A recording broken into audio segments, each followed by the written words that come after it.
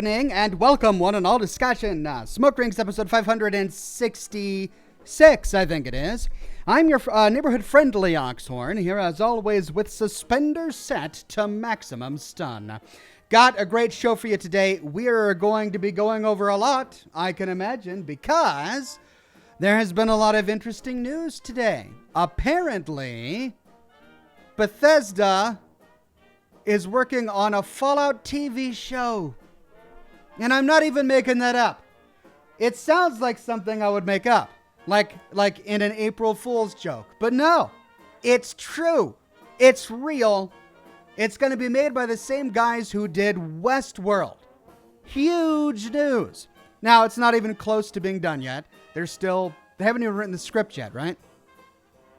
But it's going to be on Amazon. Like the Top Gear guys, the Grand Tour. So yeah, exciting stuff. Maybe we can get into talking about that a little bit later. I wanted to have a video about it for today, but my day was chock full of stuff today. So yeah, I ran out of time. But I'll publish a video about it tomorrow morning before my live stream. I'll have a video available that you can watch. We'll be going over ideas, and maybe we can talk a bit about it today during today's program. All right. No Name says the TV show is going to be full of glitches. The TV show is going to have a bunch of horses on roofs, right? And settlers on roofs. Jay-Z says, Ox, the TV show. Please, your thoughts. All right, we'll get to that. Can I light my cigar first? Can I at least light the cigar before I get into my shots? Cray says, hi. Hi there, Cray. So good to have you on the program today. Good to have all of the mods and regulars and Patreon patrons on the chat today. Weird Beard, No Name, Rachel, Chininator, Wolf Dragon Tamer, Megan M, Jay-Z, rocking that gold derby, Philip G, rocking that gold derby, William T. McRobb, Maximino Gonzalez, Serial Boar, Michael Finch, Grapple 201, Alt Grendel, HFD14, Irvin Chadwick, the man from Vault 69, what a vault to live in. Victoria Calendar, so good to see all of you. And then also says, No Name, do you have Scotch tonight? I do, and it's a big one. I'll be nursing this throughout the rest of the program today. I don't think I'll be chugging it or anything. College days long gone. But yes, I've got plenty to get me through. Thank you very much for the tip that allowed me to get a bottle of Scotch last week. I do appreciate it. Bottoms up. Glenn Fiddick, by the way, 12 years old. I think it's 12 years old. Oh, it's so much better than gin and Coke. That was my go-to beverage last week because I was out of Scotch. So thank you all for refilling my Scotch stores. Sheol says, going down the road feeling bad, going where the climate suits my clothes, going where the water tastes like wine. I don't want to be treated this way. Cliff Charlie. I'm assuming those are song lyrics. If they are, I haven't heard the song yet, but thank you for sharing. I do appreciate it. Hunter Hohen says, hey Oxhorn, I can't wait for the Fallout show. What do you think about the show we'll focus on? I don't even know. I mean, let's get into, I don't want to pull the carpet out from underneath. Well, I mean, you did come here to listen to me talk. So yeah, we'll talk about the show. Hello, peoples, and also Ox, so happy to be here, says Douglas Delegard. Hey there, Douglas, good to see you. Sean Fornengo says, Ox with a smoky heart. Thank you, Sean. Welcome. The Easy Life, either a new member or renewing his membership. Craxy says, another hi. We'll hi right back at you again there, Craxy. Jessica says, archaeologists uncover cache of pencils belonging to William Shakespeare. A spokesman for the dig said, they're so badly chewed at the ends, we can't tell if they're to be or not to be. Oh, wow. Just the build up to that one was just the tension. Palpable, my friend. I'm going to have to say, that's the first time I've heard that joke. Good one. Thank you, Jessica. No Name says, I just cracked open a 15-year-old bottle of Glenfiddich, and it's delicious. It is delicious. You made me thirsty. Cheers. All right. Can I light my cigar before we talk about the Fallout TV show?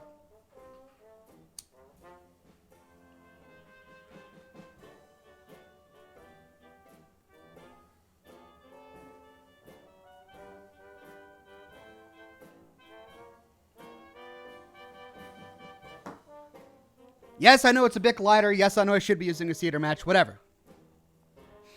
Jay-Z says, Ox, have you seen the 2 new broadcasts on the Pip-Boy? Also, have you visited the Atlas Observatory? It changed thoughts on the new update.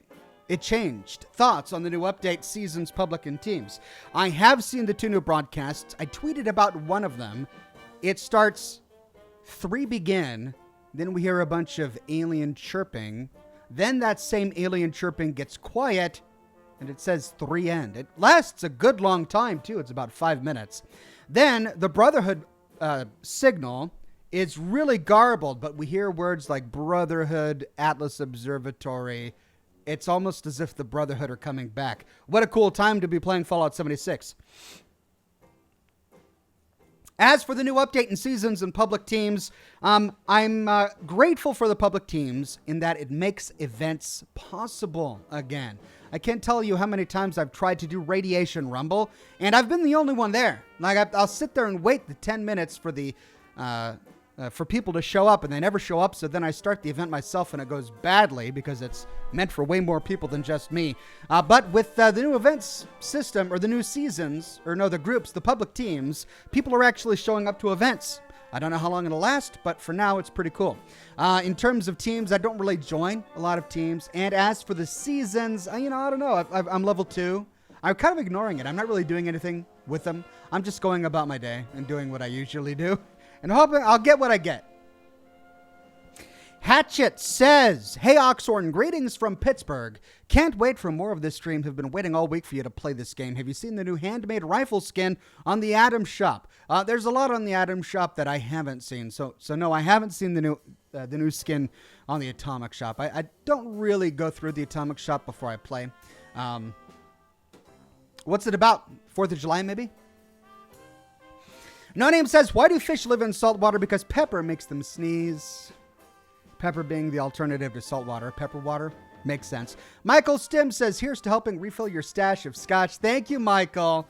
And then Jessica says, have you thought about investing in the butane inserts for your Zippo lighters? It's something I've been meaning to do. It's time, right? I'll get an idea or I'll get a good recommendation, but then sitting down and actually doing it, I've got so many things. Yeah, I want to do it, eventually. Teen Nella says, thank you for all you do. Do you feel the multiple sources of super mutants undercut the significance of the Master? No, only in that the Master was way more, right? So yeah, there's FEV in Boston due to experiments by the Institute. There's FEV in Appalachia due to experiments by West Tech. But neither of those 2 groups of super mutants had what the West Coast variant did. And that was a godlike master who telepathically communicated and organized them to turn them into an army. And in the Fallout New Vegas, we find evidence of the mutants missing the master. And evidence of the void that he left in their minds. So the Master was way on the West Coast. Super mutants were way more than just people infected with FEV. They were people infected with FEV being telepathically controlled or influenced by the Master. They were really creating a brand new super mutant culture and army, which is why we see things like having Tabitha trying to recreate that on top of Black Mountain.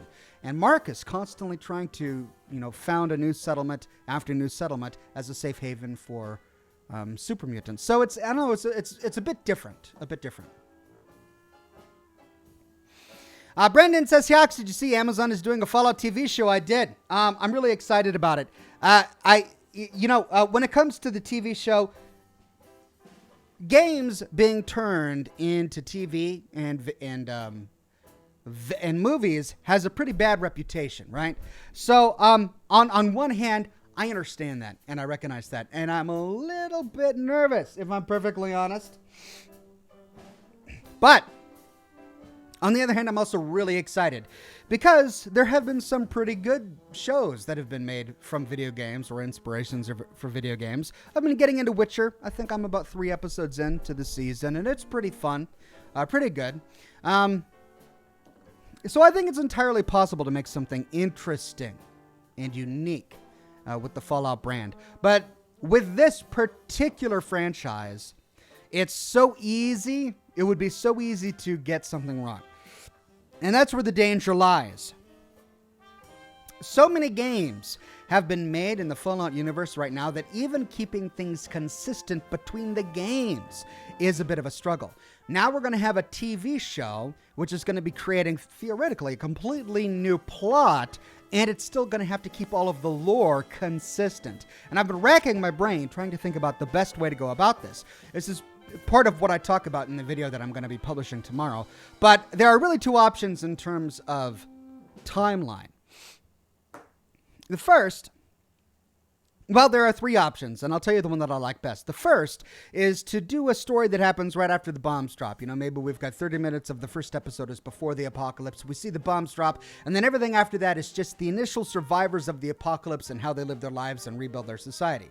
Okay, that could be cool. That could be really interesting. They'll have to get certain things right, like making sure there's not too much Nuka-Cola Quantum lying around, as Nuka-Cola Quantum wasn't available until the day the bombs dropped, but even then it had just gone on sale. You know, things like that. Also, with a brand new apocalypse, we're going to have a lack of monsters. That's a big problem with setting it that early in the timeline. Creatures need time to evolve, right? So if you're going to do a Fallout series and the monsters are part of the lore in the universe, you can't do it right at the beginning of the apocalypse because we're not going to get things like death claws and ticks the size of giant dogs and stuff like that because it took years for those things to mutate. So, I mean, I don't really want to see things at the very beginning of the apocalypse. I suppose it's possible we could have flashbacks, but that's not where I would like them to focus their time. The other problem is trying to do things after the games. Like if you're going to have a TV series set after the events of Fallout 4 on the East Coast or after the events of Fallout New Vegas on the West Coast, then how are you going to tell that story without making reference to all of the events that happened during the games in those same areas? You can't. So if they have to address those things, they got to make sure that they do it right, first of all. But the second problem is that they're going to have to make some things canonical. This is the big problem that Bethesda had, and I don't even know if I would call it a problem, but it was something that Bethesda chose to do when they decided to bring the Brotherhood from Capital Wasteland to Boston. They had to decide how the Fallout 3 story was going to play out. And they made a decision, and that made some of the choices that we made in Fallout 3 no longer canonical. The canonical ending to Fallout 3 is that Project Purity worked, it was not infected with modified FEV, and the Capital Wasteland has free and pure water for everyone, right? Despite our ability to make choices in that game, it doesn't matter because the canonical ending to Fallout 3 is there's pure water. Now, that doesn't really bother me a lot as a player, but I know that there are many other players where having future games make decisions, canonical decisions for past games, bothers them. For example, when Interplay came out with Fallout 2, they kind of went back and said, oh yeah, by the way, the first Vault Dweller was a man, and the original Dogmeat died at the Mariposa military base. Sorry, that's the lore now. And so despite the choices we could have made in Fallout 1, those things are set in stone now. And there were some players who had a problem with that. So if you've got this television show that's trying to take place after the events of beloved games like Fallout 4 and Fallout New Vegas, you're going to have to make decisions while creating the scripts for each of these programs that could potentially canonize some of the events that could have taken place in that game. And I don't think that's the best choice. I think that there are many players who aren't going to really want that, which leaves kind of a middle area, right? We don't want to go too early in the timeline because it's just not the Fallout universe then. We don't want to go too late because then we're messing with established lore and it's going to be really easy to have a contradiction or to overwrite player choice. So I'm thinking if they're going to do this, they should either do it way in the future or they should do it like 50 to 75 years after the apocalypse. So then there's the setting. Am I going too fast? Let me talk about. Let me read some more comments before I go any further. I've spent a lot of time thinking about this, by the way, if it's not clear. Jay-Z says, Ox, have you got the ammo converter? I guess it's terrible. It's not straight conversion, but works like the legendary script machine, and buying ammo with the script is really expensive and not really worth it. I've heard a lot of similar complaints about that. I've been browsing the Fallout 76 subreddit, and it's nothing but complaints about the ammo converter. I personally haven't gotten it myself yet, so I can't answer that based on personal experience, but I'll let you know when I finally have the opportunity to tinker with it.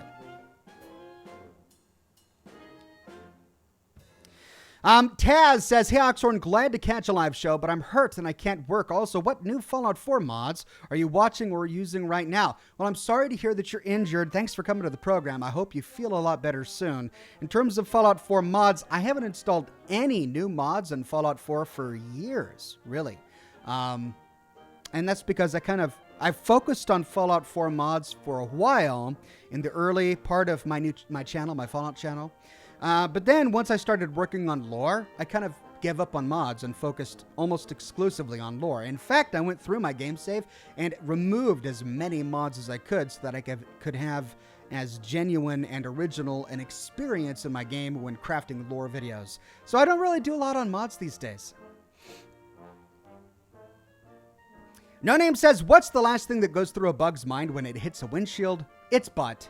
I mean, unless it has a stinger, then it's stinger.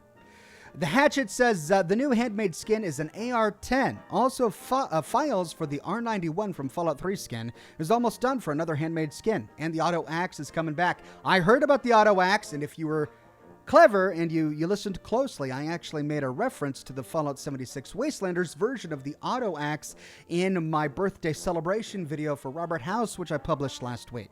So, I'm looking forward to the auto axe coming back to Fallout 76. Those skins look great. Jessica Face says, why did the Scarecrow get an award? Because they were outstanding in their field. Yeah, that's a good one. It's always good to hear that one. I've always really enjoyed that one. Thank you, Jessica Face.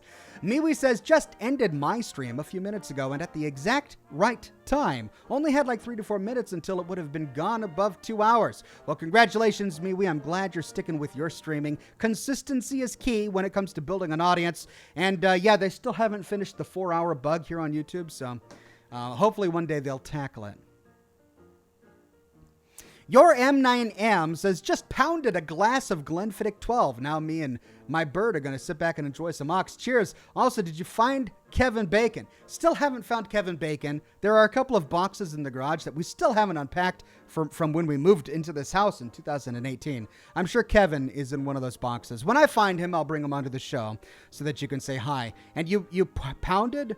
Oh, you poured. I thought he said that he pounded a glass of Glenfiddich. I was like, really? You're not supposed to pound scotch. You're supposed to sip it and enjoy it slowly over a period of time. But no, he says he poured a glass of Glenfiddich. All right. Well, good to hear that, M9M. Canned Laughter says, hey, Oxhorn, currently enjoying another Japanese whiskey, Hibiki Suntory.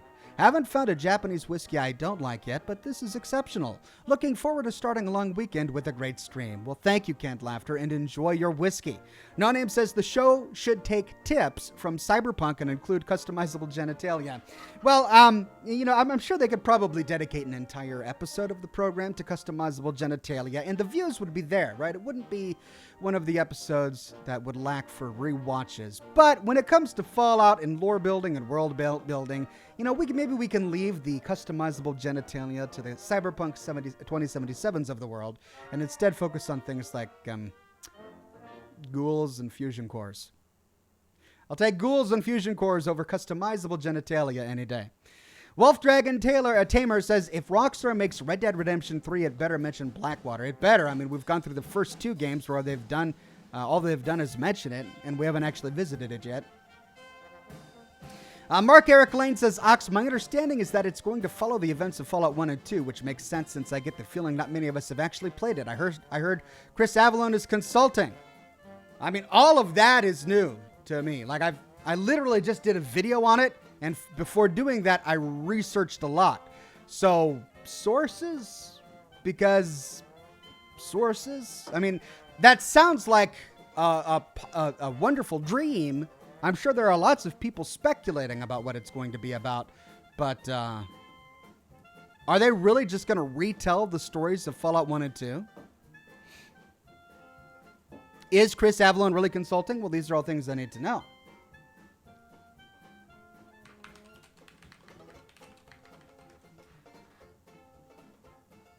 I'll have to check it out before I publish my video tomorrow.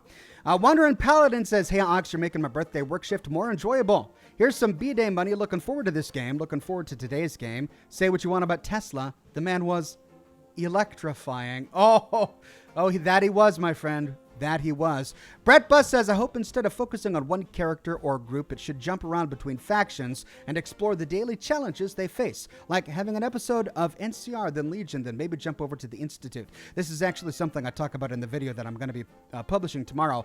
I believe the exact opposite. I hope they don't have any of the factions that we already know. I don't want there to be a Brotherhood. I don't want there to be an Institute. I don't want there to be any of the factions we already know. That just leads to problems when it comes to having clean lore. If you suddenly have to reinterpret the Brotherhood of Steel or the Institute in the eyes of a TV show, then things are just going to get messed up, right? It's just going to happen. So I want a completely new story with completely new characters and completely new factions in a different period of time that hasn't been touched upon yet by any other Fallout game. That's what I would prefer. Rachel says, how about a show that focuses on Roger Maxson, President Tandy, the Enclave, and Vault-Tec? I mean, yeah, that would be really interesting. But that would... So we're talking about the events... I mean, Roger Maxson and President Tandy... Okay, we're skipping hundreds of years here. Like Roger Maxson, 2077, there, Mariposa military base. President Tandy, that's hundreds of years later, over 100 years later. I don't know. I think for it to be a success, it needs to tell a linear story. I don't think each episode should be about characters from past Fallout games that are interesting and like have... Or factions or whatever, because while it might be fan service to us, it would totally bewilder anyone who wasn't familiar with the series. Like they would sit down and be going, why the heck should I care about Roger Maxson? Oh, Tandy? Is she related to Roger Maxson? Is she why? No, that's 100 years later. Why are we talking about... So the context isn't there. So it would be interesting for us, but it wouldn't tell a good story for someone not familiar with the games. I think we want this to be a success, and I think we just want something new set in the Fallout universe. At least that's what I want. I want something new in the Fallout universe, not something that treads old ground or explains things that we're already familiar with. And that's just my personal preference. Jessica Sharp says, how deep is a frog pond? Knee deep. Knee deep. How deep is a frog pond? Knee deep, knee deep. I guess I don't get it, Jessica. It's probably one of those jokes that's so simple it'll smack me in the head later and I'll go, oh, all right. But I don't get it. Knee deep, knee deep. Is that supposed to be ribbit? How deep is a frog pond? Knee deep, knee deep. That doesn't even sound like ribbit though. I don't know. You'll have to explain that one to me. ADCJ5, welcome new member ADCJ5. Actually, that's a recurring resubscription. Thank you for the Silver Derby, my friend, or congrats on the Silver Derby. No Name says, I was sitting in traffic the other day, probably why I got run over. That tends to happen. Rachel says Roger Maxson or Tandy. Oh, I see. So not both at the same time, just focusing on one of them. Yeah, like I said, I would prefer it not focus on characters we already know a lot about.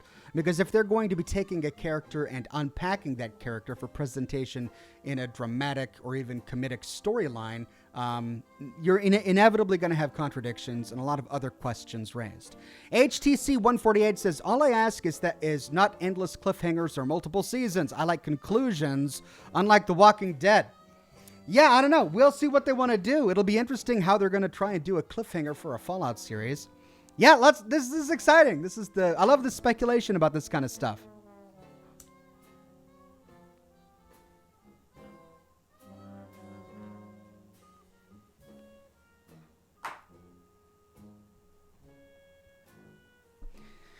G King 920 says, I hope the show starts in a vault. Well, I'm sure they will include vaults. It's hard to have a Fallout game without talking about at least one of the vaults. We'll see if we can learn more. Wolf Dragon Tamer says, I started watching My Hero Academia this week. I've already binge watched Intro Season 2. Silly show, but still somehow interesting. All right. My Hero Academia. I'll have to look it up. Okay, location. So, where would this series be set? Like I said, I don't want them to explore things that they've already done. I want something new. So if they're going to avoid things that are new, where would they set it? Well, it would be very difficult to set this on the East or West Coast.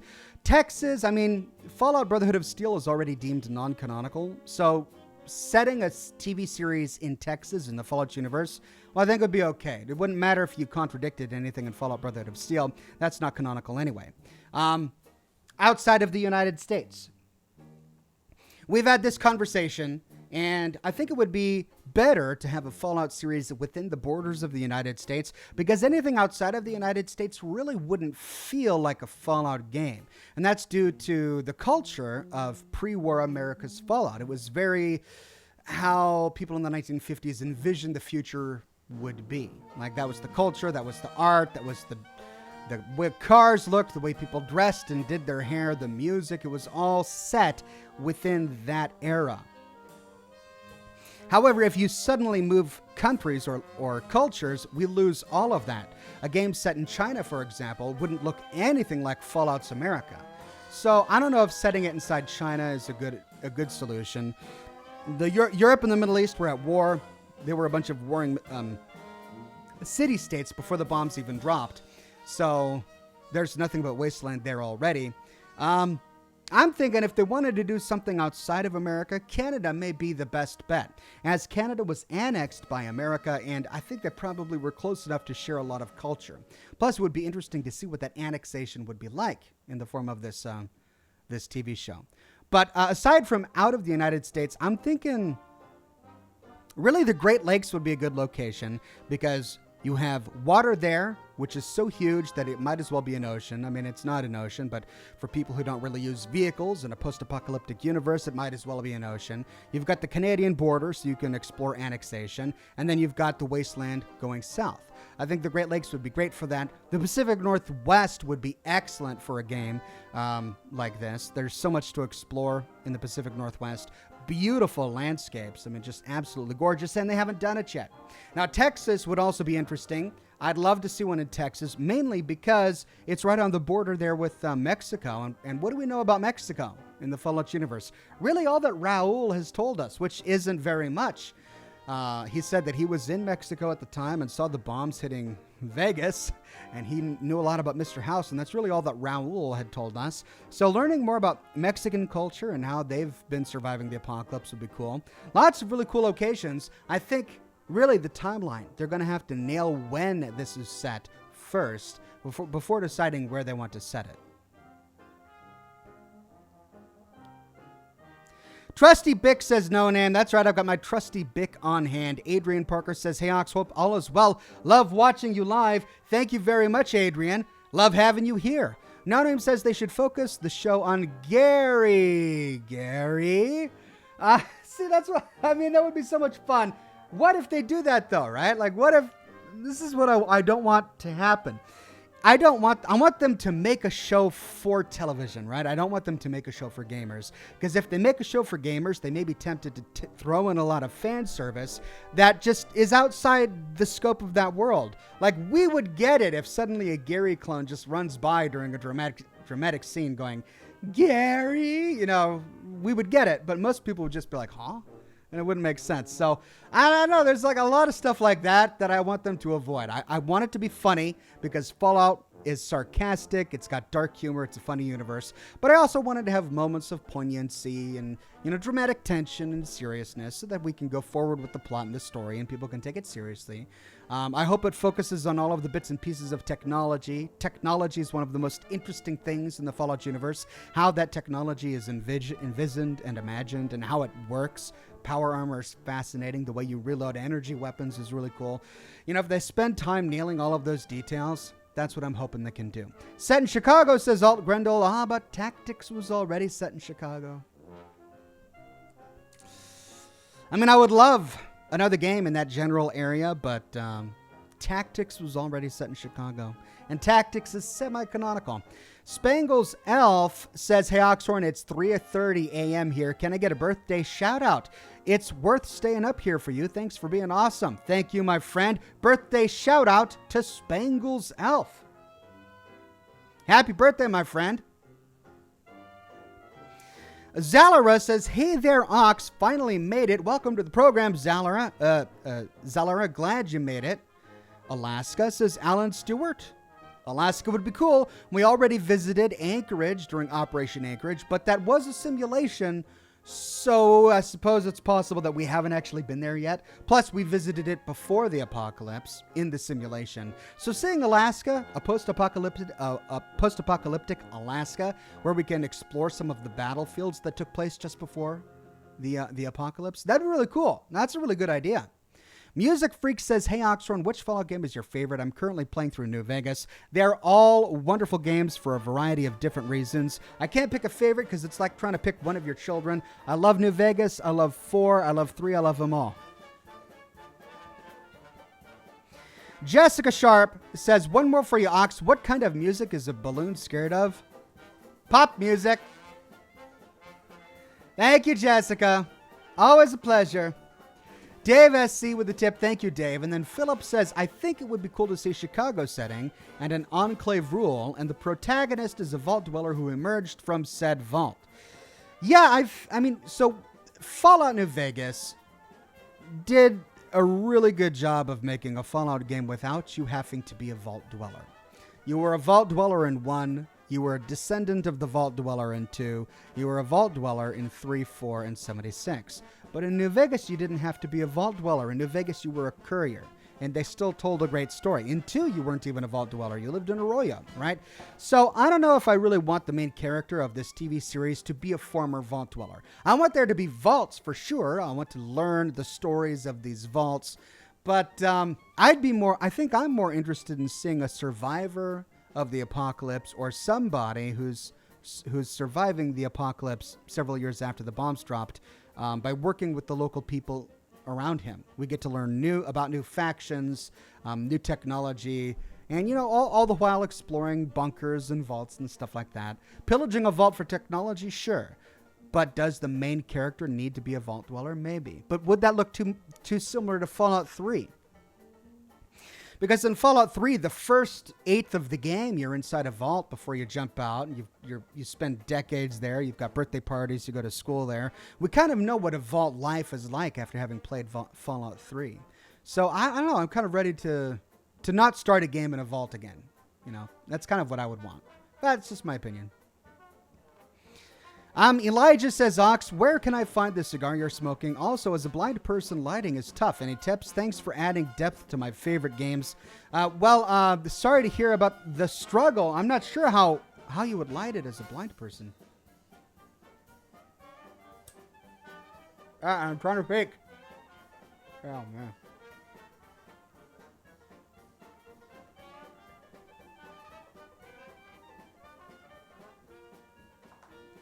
That would be really hard. You may need to get one of those contact burners instead. It's like how a cigarette burner or a cigarette lighter works in a car. You just charge it with electricity. I think you can find some on most cigar shops, and then you just hold the cigar against the heated metal until it alights. I don't know if that would be more or less dangerous for someone who's blind, but I usually go to Famous Smoke, just an online retailer. They've got some great discount codes, and this is a La Aurora y Leon Corojo cigar.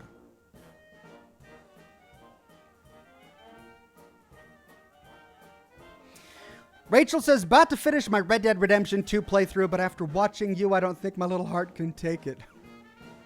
I know, Rachel, it is heartbreaking. Red Dead Redemption 2 was a great game, but a heartbreaking game. But you know what? You'll be glad when you get through it. You really will. Buff Canucks says, great live stream as always. Thank you, Buff Canucks. I really appreciate it. And then Wolf Dragon Tamer says, I just realized it, but Fallout 3 has Gary and Red Dead Redemption 2 has Gavin's friend. What is it with names starting with G? Will it become a trend? What you mean in other games published by other developers to have an ancillary side character that starts with a G? Maybe.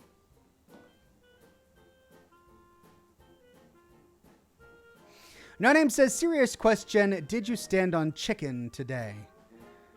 Will I stand on chicken? I have not stood on chicken today. My chicken trotting days are fond memories, but I haven't been treading on chicken recently. I try to do so when I can, but, it takes time. Plus, there's the noise. They squawk a lot. Victoria says, the 4th is our wedding anniversary, so I'm looking forward to the weekend. Hope yours is awesome as well. Weird side note, found a lizard in the trash can in my gaming room today. Go Texas!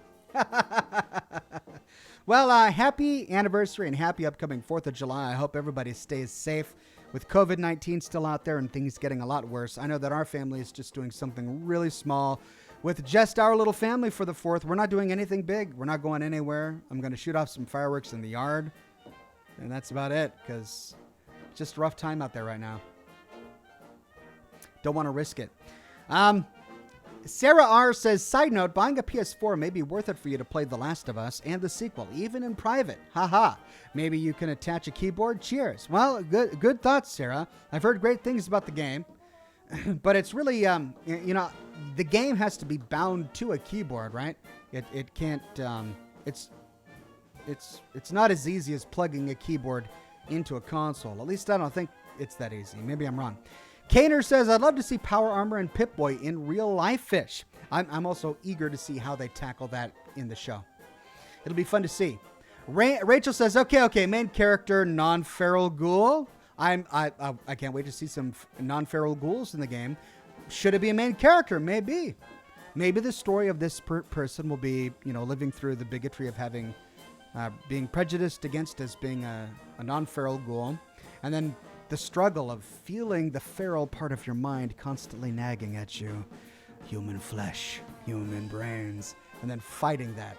Now, that'd be interesting. That'd be cool. No Name says, Thompson Cigar is also a good place. Thank you for that tidbit there, No Name.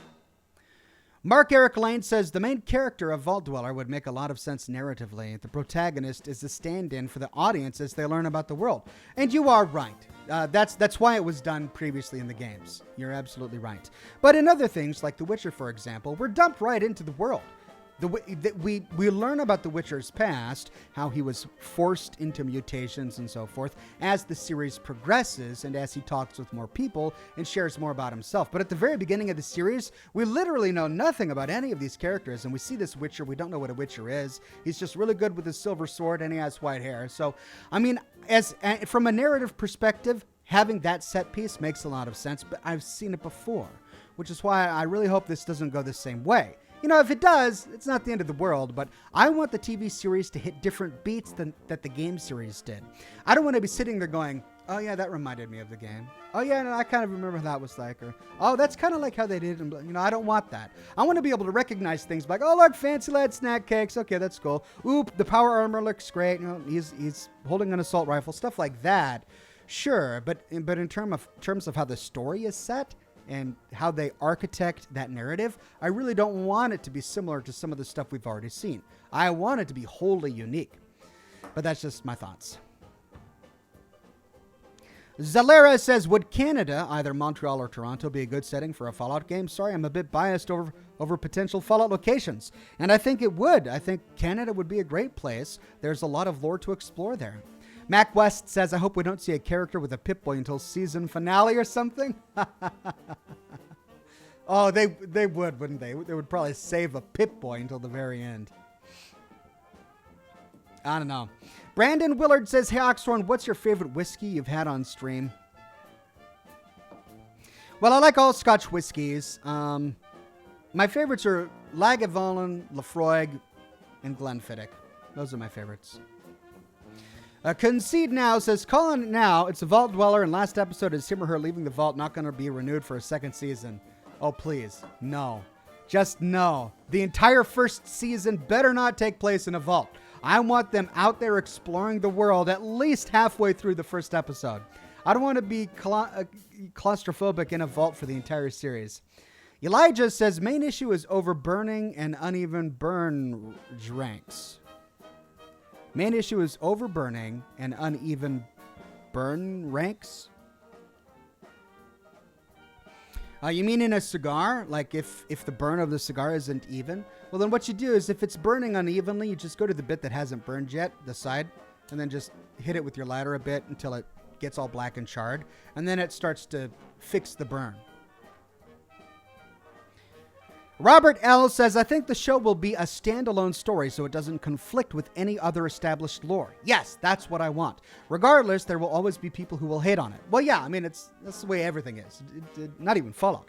First of all, anything Bethesda does, people are going to hate on it. Anything Fallout, people are going to hate on it. But even besides that, people hate it on The Witcher. People hate on the Grand Tour compared to Top Gear. I mean, anything where there is the possibility of a comparison, there will be a crowd that are just going to be negative about it no matter what. So, yeah, we all know that going into it, I think. We know what to expect. So not let it bother us. Philip G says, first, we know what vault life is like, but a broader audience who doesn't know, they might need to be told from a vault point of view. Maybe second, what about it happening in the long-rumored New Orleans? I mean, I think that would be a really cool location for a Fallout game. I don't know. Yeah, I mean, there hasn't been one there yet. It would be a cool place. Cool setting. And that's a great point, Philip. Thank you. Alt Grindle says, set it in Orlando. I don't know. Didn't we get enough gator claws in Nuka World? Maybe. Florida would be an interesting location. Torque Media says, Zox, I've been watching your alien isolation videos, and now whenever the vent above me at work rattles, I get nervous. Thanks a lot. It's okay. It's the rattling. It's fine. It's the drool. Just if there's no drool coming out the vent, you should be okay. If you suddenly feel like a wet splash on the back of your neck, well, maybe take a bathroom break at that time. The Easy Life says, I work in healthcare and we don't call them masks. They're coffee filters. Lol. The Easy Life. Oh, my. Coffee filters?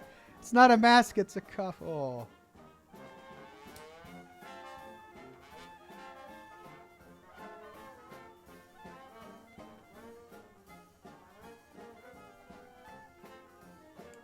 Thank you, The Easy Life. Wolf Dragon Tamer with a very generous tip says today's episode is brought to you by Fallout TV. That is the theme today, and thank you very much for your generosity. I'm hoping it turns out. I really am. I've got high expectations. I'm probably setting myself up for disappointment, but I'm just so excited right now. Robert Saizima says, MS Mystery Science Theater 3 K-Style Ox commentary per episode would be great fun.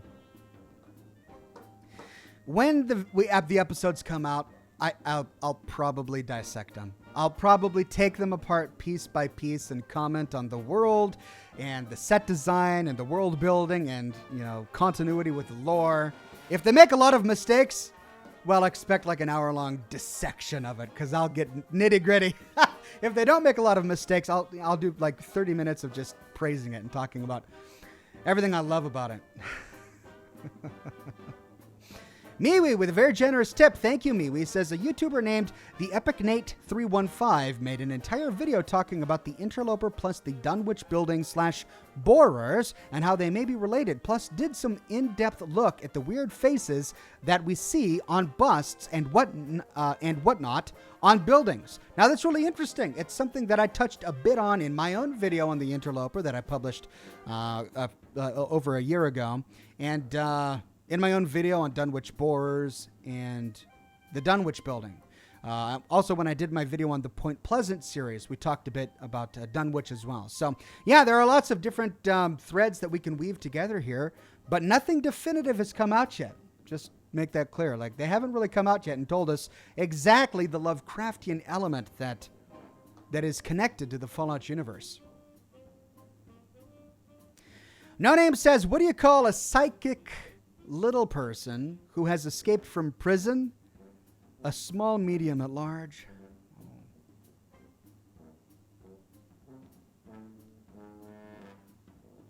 Where's my scotch? There it is. Thank you, No Name.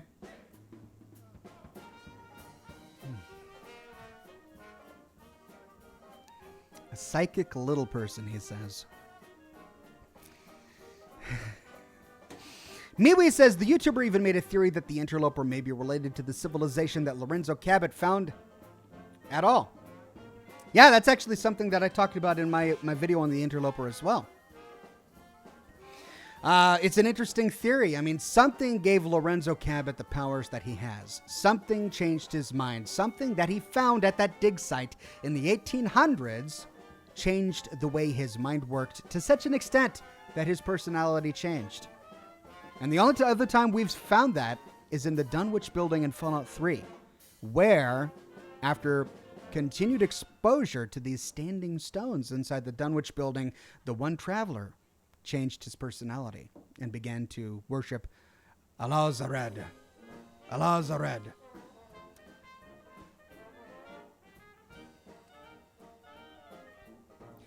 Nicola Gregory says, "Hi, Ox. How are you feeling? You're the best YouTuber ever." Thank you. That's a lot to live up to, but thank you. And your voice is so relaxing. And why did the prawn leave disco? Because he pulled a muscle. That would be a reason to leave the disco. Mac West says, but the faces, Ox. Yeah, I mean, I commented on the faces in the past. When I did my video on Dunwich Boars, I talked a little bit about the faces. Because from a game perspective, the faces are identical. Like, if you take a look at the face that's the very bottom of the pool inside Dunwich Boars, it's the exact same face that we see on the side of the buildings in downtown Boston. Now, this can be explained away from a game design perspective. They wanted to have a face there. They didn't want to create a new asset. So they just reused an asset showing only a portion of the face, knowing that most people wouldn't hop out of the console to see the rest of the face and realize that it's just a statue from downtown Boston. Maybe that's the answer, and maybe the two are completely unrelated. That's something we need to explore. The other possibility is that they are related, and that the faces that we find all over pre-war American architecture in both Fallout 3 and in Fallout 4, and even in Fallout 2, if you look at some of the exterior facades of the buildings in Fallout 2, they've got giant faces. Like, this big giant face theme is common on the East Coast and the West Coast in pre-war America. So, what are we to say? That America was founded on some sort of Lovecraftian occult thing? I mean, there's a lot to go with there. It is interesting.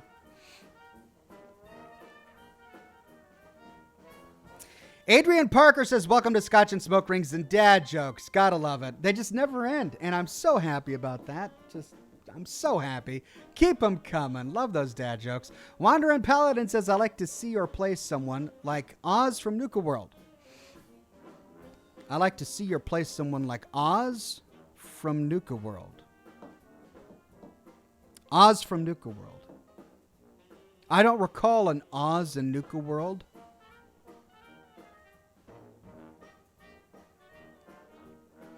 Oh,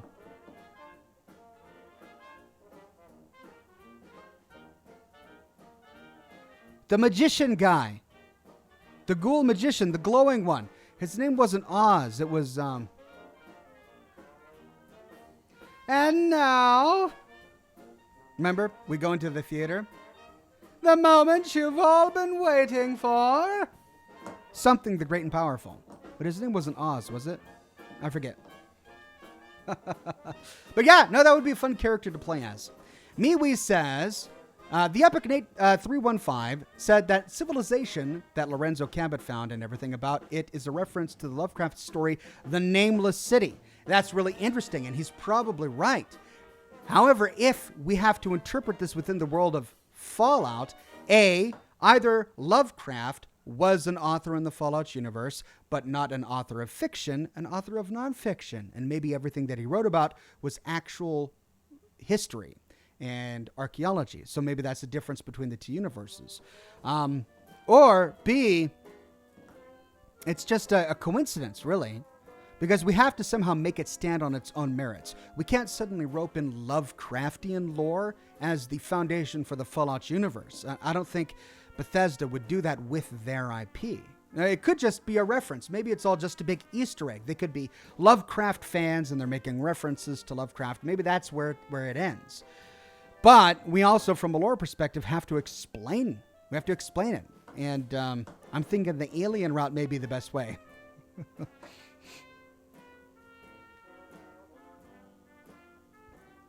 Ryder says, "Do you have a favorite creature in Fallout 76? I love how they make the Mothman look." The Mothman is probably one of my favorite creatures. They really did a good job designing the way he looked. I also like the Grafton monster. He's pretty cool. Air 404 Gamer Not Found says, have you thought about playing We Happy Few, Oxhorn? I have. I even tried playing it a few months ago, and I didn't really get into it. The beginning was great, but later on, it wasn't the kind of game I wanted to play. Oswald! Oh! Oswald. Right. Thank you. Oswald the Magnificent. Thank you, everybody. Okay, you were right. His name was Oz. You got me mixed up because I was sitting here thinking like the Wizard of Oz, but Oswald, short for Oswald. Yeah, you're right. The Kitty Kingdom. Oswald the Magnificent. Oswald or Oswald says no name. Thank you, no name. Philip G says last one for the night, but the show will be 16 times the detail. Will just work, and I hope to love every bit of it. Well, I hope you're right. I hope it's completely bug-free. The Easy Life says 2 jumper cables walk into a bar. The bartender says, "Okay, I'll serve you. Just don't start anything." So dumb. Why? Why me? Why my program? Chance Farmer says, little late to the stream. What are you having tonight? I'm enjoying a dram of Bruichladdich. Bruichladdich. I've never heard of that. Sounds delicious. I'm having Glenfiddich tonight.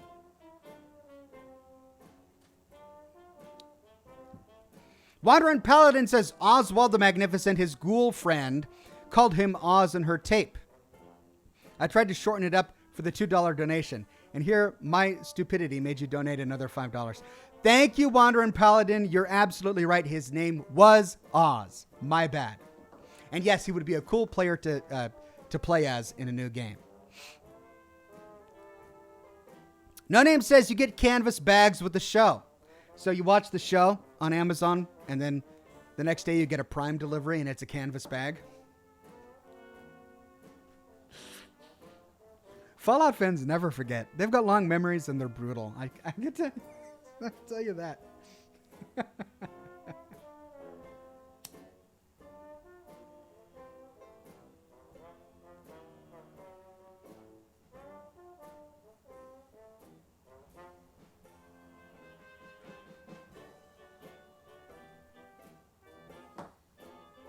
Oh my gosh. How are we 3 minutes away from the game already? My goodness. The Q&A of the live stream feels like it keeps getting shorter and shorter and shorter. I feel like I just started. But no, it's been going on for an hour now. Mark Eric Lane says, who's the most awesome knight in... Oh, we're doing the Camelot stuff again. Okay. Who's the most awesome knight in Camelot? Sir Oxhorn. No joke this time. Got to keep you on your toes. Also, the showrunners for the Fallout show are behind Westworld on HBO. Highly, highly recommend. Yeah, I remember that. They're going to do an amazing job. I mean, I'm hoping they'll do an amazing job. I've heard great things of Westworld. I don't want this to be like a sequel to Fallout 4. I don't want this to be Fallout the Institute story, right? Because if Westworld, they've already got the robots, and they've already told that story, so they've got experience with that. The synths only appear in Fallout 4. They don't appear in any of the Fallouts, and that's kind of the way I want to keep it. So I hope we don't have Fallout the Institute story, which is a bunch of synths. Douglas Delegard says he shouldn't apologize, lol. People love giving you money. Oh, I really am lucky then if people love giving me money. Thank you, thank you, Douglas, so very much. I appreciate it. Stratton Stray Cat says, for a future Thursday game, might I suggest Inside? Let's check it out.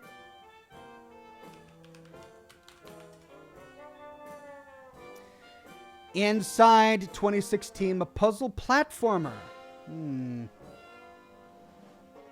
It's got a flat art style. Maybe not really a game style that I typically play, but I'm going to be trying Disco Elysium once we finish Vampire. So maybe I should try some new things. Pretty cool. Thank you, Stratton Stray Cat.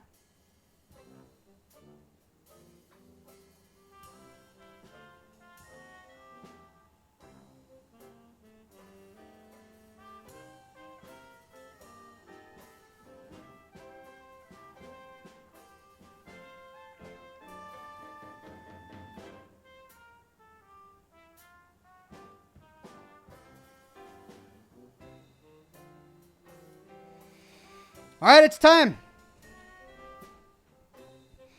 Let's get into the game.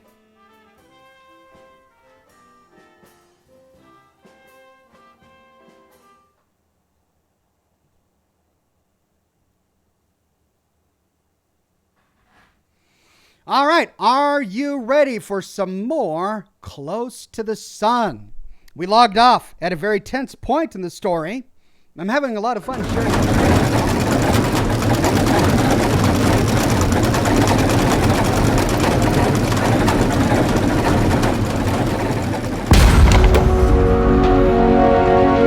That's really loud. My goodness.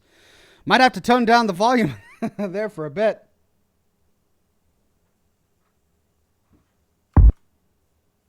Oh, I hate it when it's full screen like that.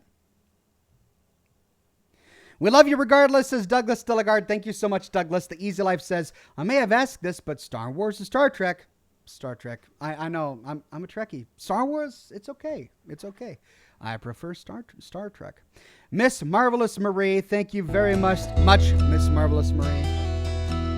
Let me turn down the volume.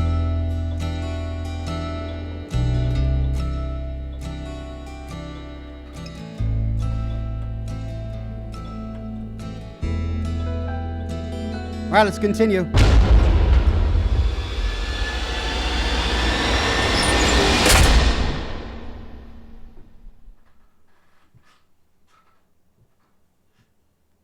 right, let me know how that sounds. If it's too loud, let me know. Error 404 Gamer Not Found says, rest in peace, everyone with headphones. Luke Bronner with a tip. Thank you. Lights, says Line Cliche. All right. Lights.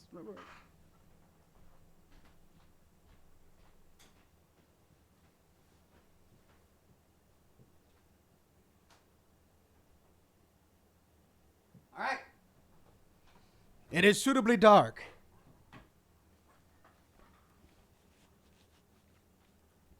Welcome new member, Captain Paladin. Captain Spalding. Chininator says, Ox, that scared my sleeping puppy. I'm so sorry. I didn't think it would be that loud. Turn off your lights, says Babraham Lincoln. Thank you, Babraham. I got it taken care of finally. Glad you guys are keeping me honest here. Miwi says, personally for me, I like both equally, Star Trek and Star Wars. Both are amazing in my opinion. Hey, it's Aubrey. They are both pretty good. Anything from your sister yet? No. I'm worried. She should have radioed in by now. The lockdown is likely blocking her ability to transmit. She's probably fine. So, is now a good time to ask how Ludwig knew your name? Maybe he mistook me for someone else. I'd rather not think about it. Still, he didn't know your name, so he must be somewhat aware of what is... Whoa! Aubrey, help!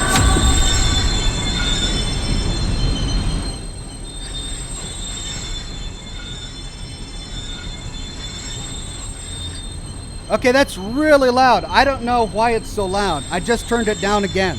I'm on it! Sit tight! Oh, this is where we died last time. Aubrey, stop the cart! I'm trying! Aubrey!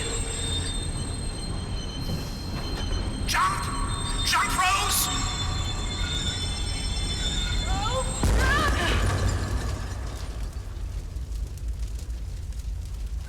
Rose! Are you okay, Rose? That was close. Oh, thank God! Thanks, Aubrey. That could have gone bad. So, where am I? All right, so everyone in the chat is saying that we already went through this portion, and you're right. They somehow didn't save what I got to at the very end of the stream last time. But we've already done this part. We're going to whip through it and then get to the news section in just a second.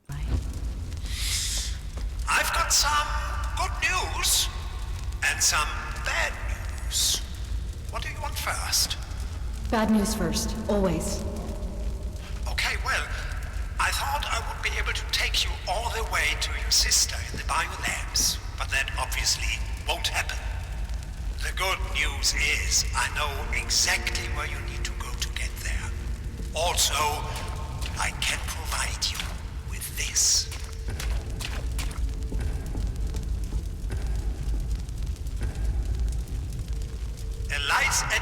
the tunnel. You get it? A light and thing. Yes, Aubrey. Anyway, just follow the tunnel until you reach the station up ahead. That sounds easy enough. I will go towards the light. Great. I'm going to fix a few things here on my end. I'll check back in a bit. See, Benny, I told you she'd get it. Go towards the light.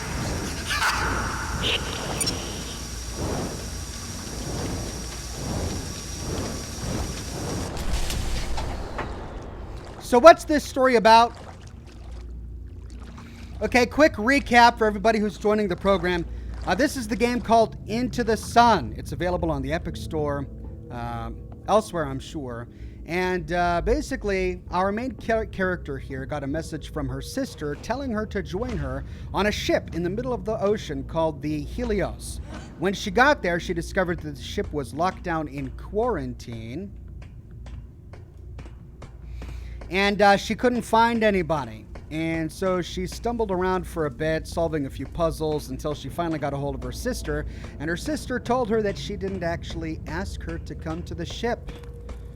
So we don't know exactly what happened. But she was still glad that we were here. So we went all the way to her bedroom aboard the ship to help get some research notes for her when we got chased by some murdering lunatic named Ludwig who knew who we were. He managed to chase us all the way to this section, and the guy helping us is another guy trapped on the ship who needs our help, and we're doing a quid pro quo. He's helping us get to our sister. We're going to help him off the ship. Rose, you made it. Aubrey! Yeah, I'm at the station. Where do I go from here? You're at the tech labs. I've already rerouted power to the section you're about to enter.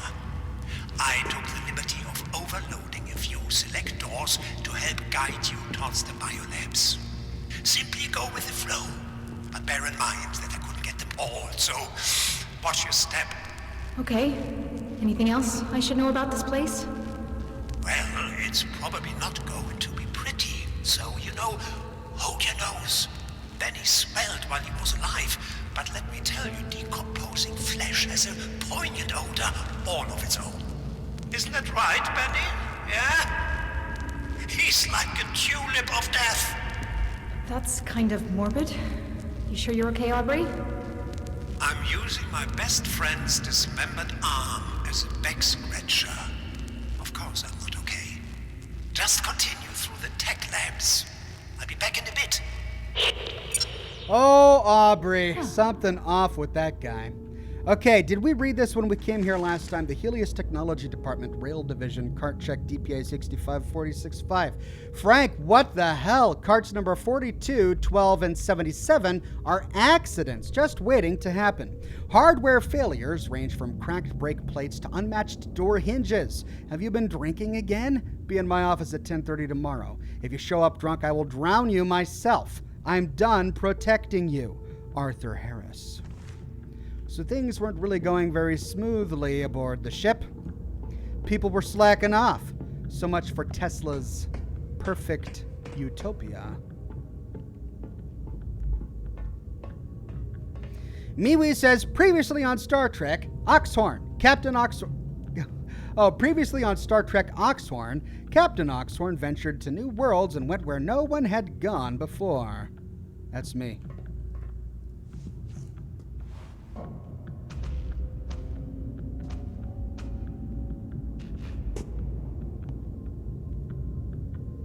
Is this all still too loud?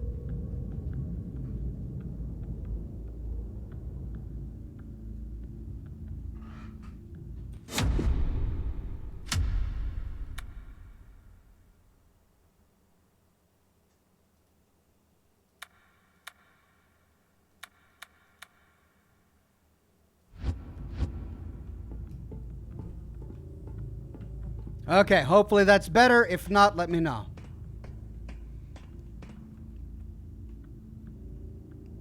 Oh, it's freezing. Oh. Ooh, we got a body over there.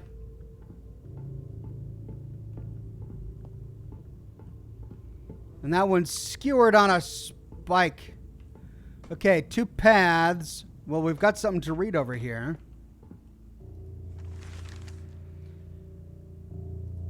The World newspaper. Rainless lightning storms blamed on Tesla's weather tech. 7 thunder and lightning filled days without rain. Weather experts unable to explain phenomenon. Speculation of Wardenclyffe involvement rampant. Demonstrations outside Wardenclyffe headquarters take a violent turn. Wardenclyffe employees called in for extra shift work. Hello, is this where I need to go?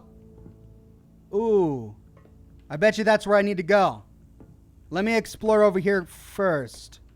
So that's one of those trams, one of the trams that I took to get here. Oh, we can't get down there. Oh, yeah, we can.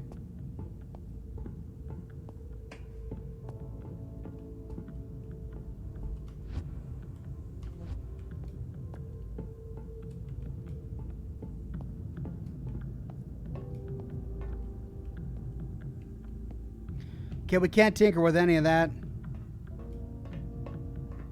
And that's a dead end.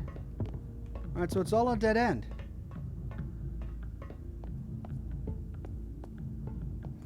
Veroxy says it was perfect as it was. Now it might be a little too low. I'm going to do this all night. All right, follow the blood.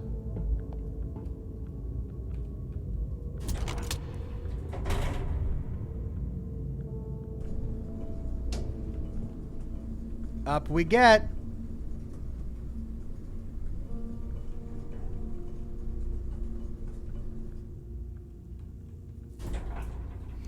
The Raging Krogan says, can you do your best impression of Ethan Mars from the game Heavy Rain saying, Jason!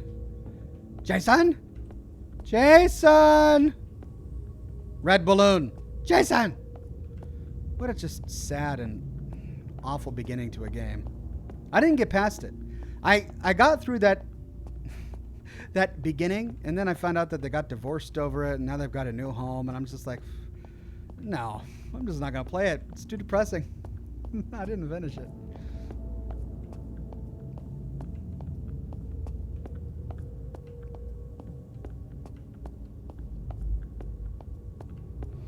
Douglas Delegard says, it was fine for me, but I have a volume control button, lol. All right, well, if it gets worse, if it's too loud, just turn it down. I go, ooh. Oh, and I missed it. Were they just talking? Or were they waiting on the other side of the platform? Where are we, by the way? Incidentally, we're on number 29. That's RS main station. So we're way over here at the front of the ship. No, middle of the ship. We're on a completely different section of the ship now.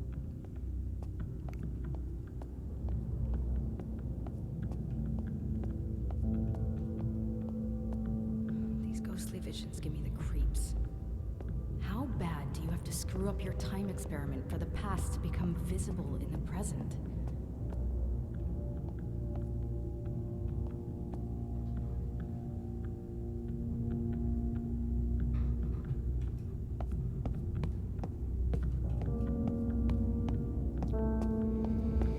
Okay.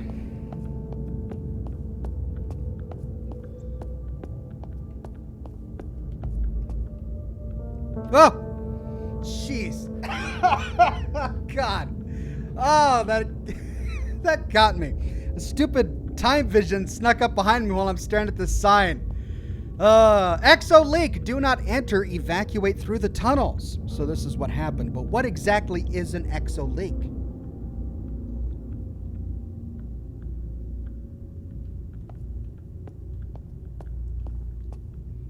Whatever it was, it did a number on this poor lady.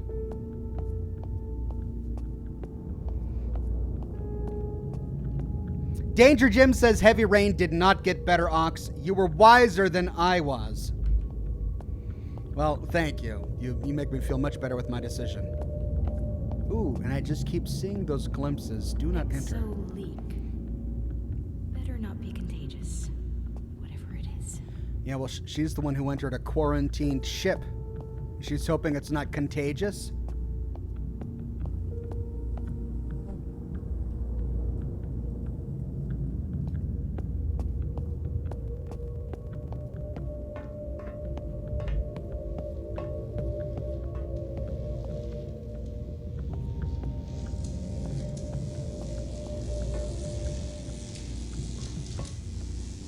Oh, wow.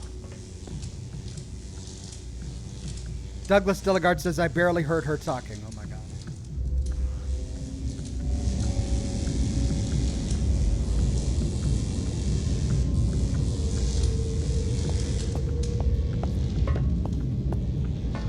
Hope that's better. Edison's spies are waiting on your mistake. Stay vigilant. Ooh, that's a lot of damage.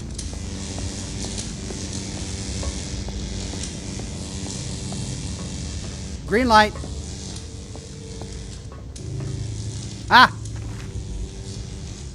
Unfinished tube message to Physics Department T90 from Tech Department N7. Contents, what do you mean we've made time bleed? First off, we haven't done crap. This mess is on you lot and PhysDep, especially those tossers in dimensional physics. Ungrateful glory hunters, it's thanks to you we've got exo alarms every other hour.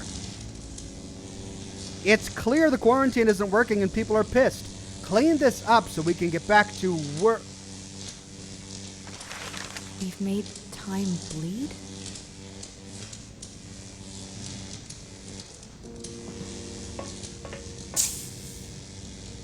Oh, I heard another one.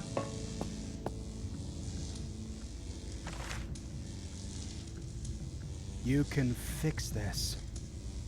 And there it is. That same symbol. The same one we found on the walls and in certain places. But who is it from? You can fix this. Not likely.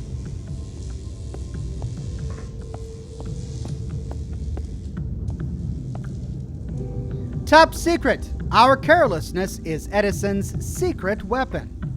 These are all so great. The great Fabriere. The world-famous magician, entertainer, and escape artist here on the Helios for 1 week of shows. Don't miss it. Ooh, we've got a laboratory. Oh, but do I go to the green door or do I go into the laboratory? Oh, it's locked. I can't go in the laboratory. Well, I guess we go to the green door.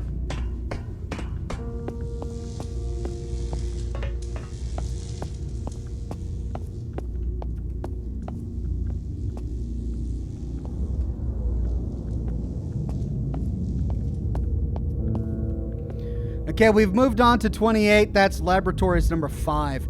Ooh, we've got a lot of laboratories to get through. Are we going to go through all of them?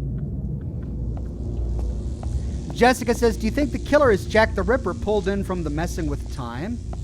Well, we kind of got the impression that he was from this timeline, that he was Jack the Ripper, but remember, he applied for a job here. What you see here, what you do here, when you leave here, let it stay here.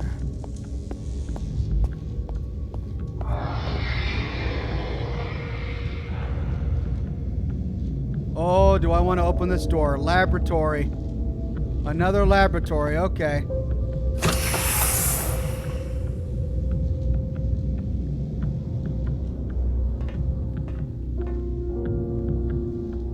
Jerry says, Ox, my dad was in an accident this week. Your streams have helped me a lot. Thanks, man. You're welcome. Sorry to hear about your dad. I hope everything turns out all right. You have my blessings. Inventing the tools of tomorrow. The Helios sails the ocean in between nations, always in development of new technologies. 210, weather tech. Ooh, we can.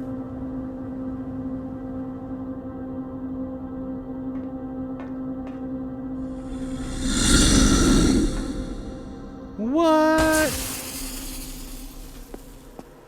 Oh, so, sabotage triggered a quarantine that didn't manage to contain the danger.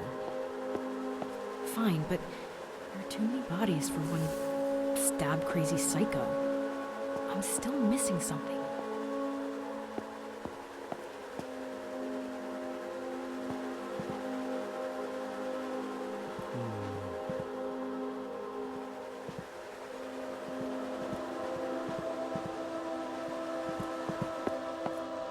Ah. Alan, the guys in SecDep haven't been able to crack it. I told them you might give it a go. I suspect it's a Kaiser cipher with symbol substitution. Let me know if you can break it, Steve.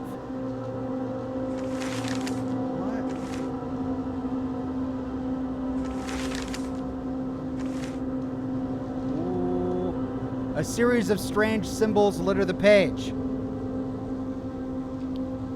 A Kaiser cipher?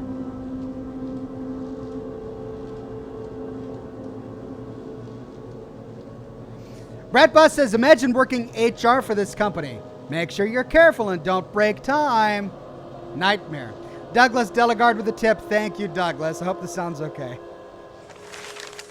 Okay, so we've got a strange cipher here that not even people in the security department could crack. I wonder how we are going to do that.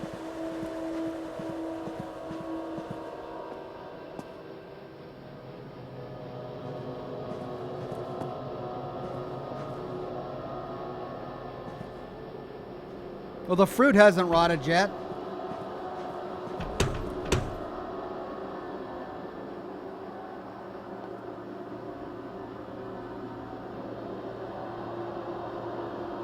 Is it just me or is this upside down? I think they made a mistake. I think this texture is upside down. Yep, whoops. That's an upside down texture. Death Ray. Blueprint for the Death Ray.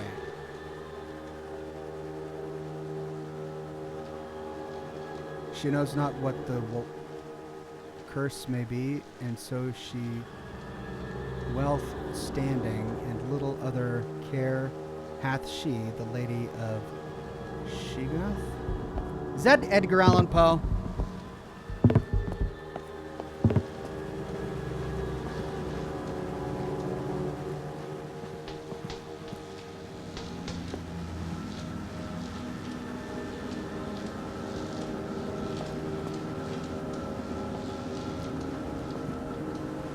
Okay, is that it?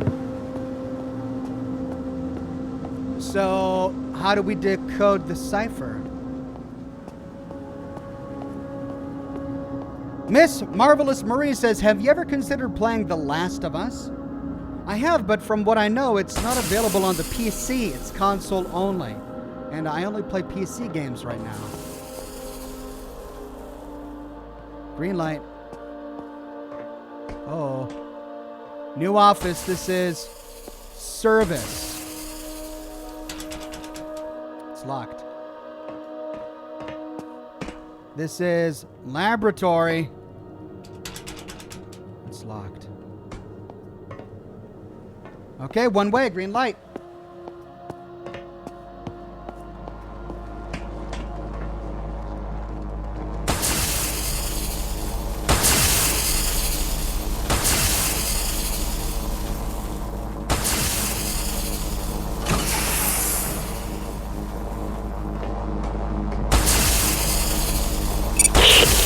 How's it going, Rosie? And what the devil is that terrible noise? Yeah, about that. Could you unpower this lightning machine ahead of me? Ah, okay, I see what the problem is, but... Sorry, Rose, it isn't responding to my commands. Great. So what do I do? The thing you do best, my dear, you run. Just this time avoiding the bolts of electricity at the same time. Isn't there a way to turn this thing off from in here then? I was getting to that. On the bottom floor, there are emergency overrides. There are 2 panels. You will have to enable them both. That should calm the sucker right down. I'll check back in a bit, Rosie. This noise is giving... I don't understand why the audio is being so wonky.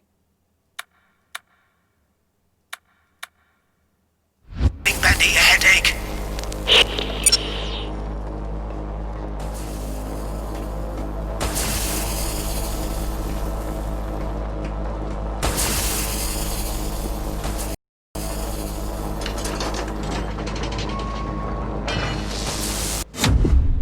Let me turn effects down for this part because I believe it's probably going to be pretty loud.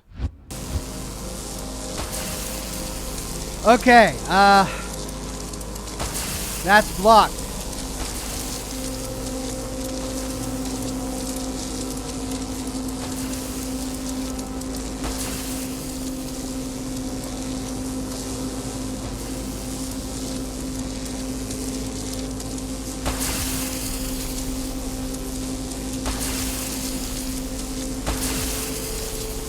I can get over there. Can I get over there? Oh, no. Okay.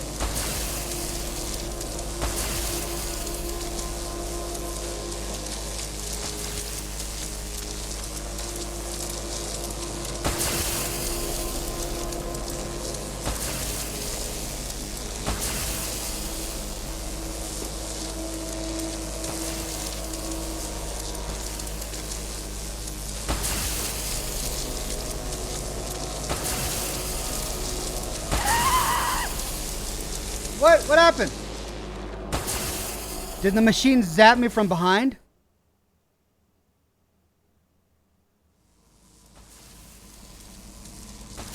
Well, so that's what happens when you die.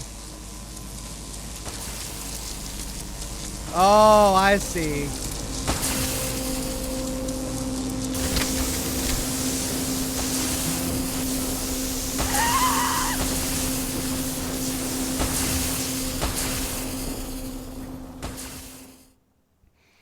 Okay, so trial and error, I guess. Just went off.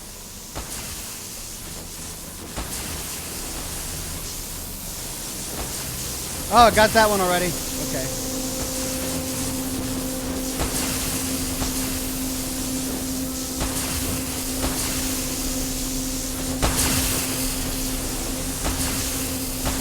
Oh!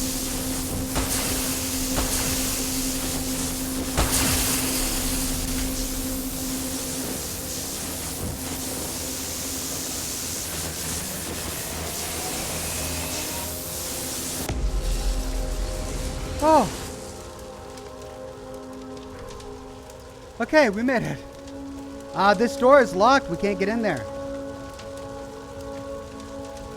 Douglas Delegard says, how shocking. Ox just died. I know, surprising, isn't it? All right, so that's the way we need to go to get out. Let's see if there's any lore in this room before we go.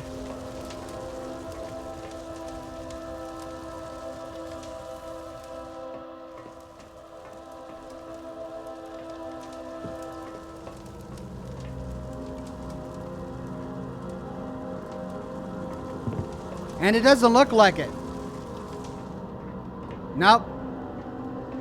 All right, so up the ladder we go.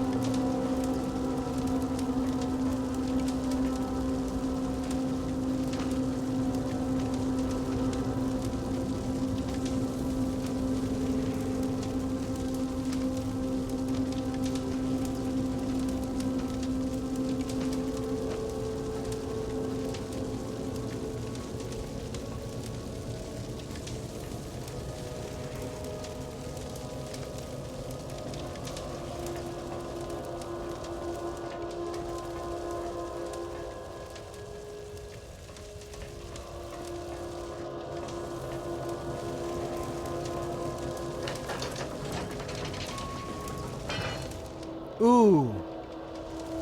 Blocked off and bodies with blood.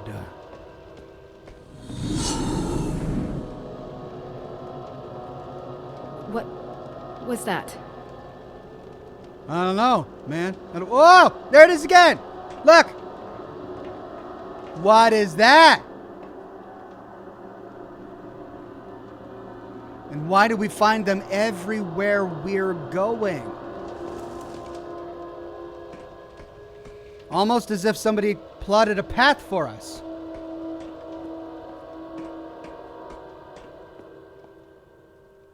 Okay, dead scientist, broken window. Work in the world's most advanced laboratories. Big...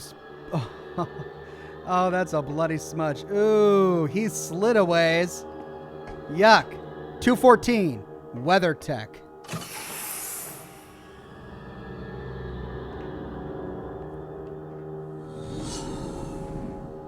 I heard it again. I don't know if that's a door sliding or... Now this time they've got it backwards. The last one was upside down. Now this one is backwards.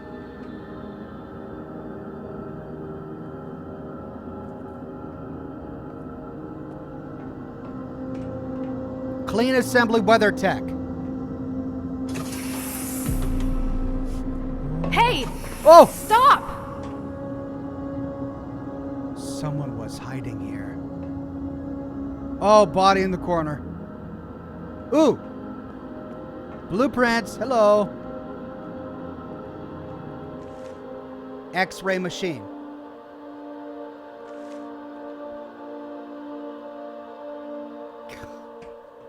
These corpses are awful. Okay, more bodies. Oh, what happened here? It's like somebody tossed around this whole room. Looks like those are hazmat suits, or maybe diving suits. Are those diving suits? Oh, guts coming out of her belly.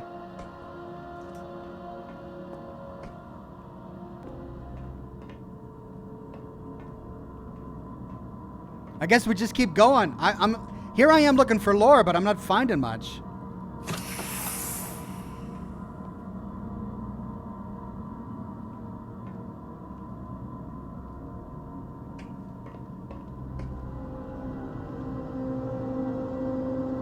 And that's an electronics diagram, and I just can't even read it. Rose, please come in. Rose. Ada! Rose! Oh, thank God. Are you okay? I'm fine. I'm fine. What happened? I've been worried sick. My transmissions were being jammed, but I found a way around it. I assume Nicola got you locked up, too. Yeah, but I got out. I'm almost at the biolabs. You're still there, right? Wait, you got out of the lockdown? How? I got help from that Aubrey guy. He's trapped too. He saved my life, so we need to get him before we leave. I promised him. Of course we will. But first, the research. They hold the keys to everything. Right. Did you manage to get the other half? No, it's in the theater. We'll pick it up together right after you go to this surgery. Of all the places Ada. to get locked up. I'm losing your signal again. Ada! Rose! Shit. Okay. I guess security override.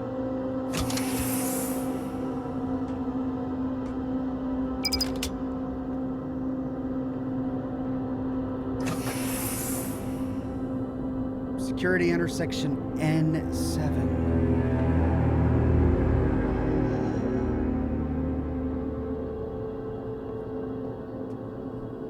We've seen his face. Oh, yuck. Oh. Something trapped in that door over there. Okay, well, where do we go first? Entrails. Oh, those are some nasty sausages. Yuck. Oh.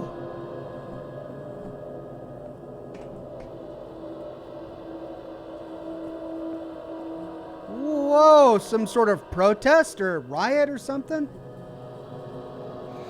Okay, so we've got a red light over here with more bodies and emergency quarantine room.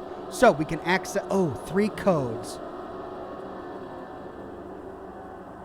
That's what's quarantined. No Name says corner bodies are the best bodies. If you say so. These bodies right here are just sort of, I like how they're all sort of like, yes, this is the dead face look. Toilet paper. We're running low.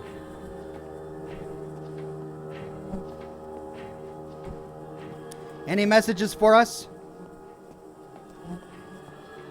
No. Okay, so before we go into the quarantine room. Ew. Disgusting. Break room.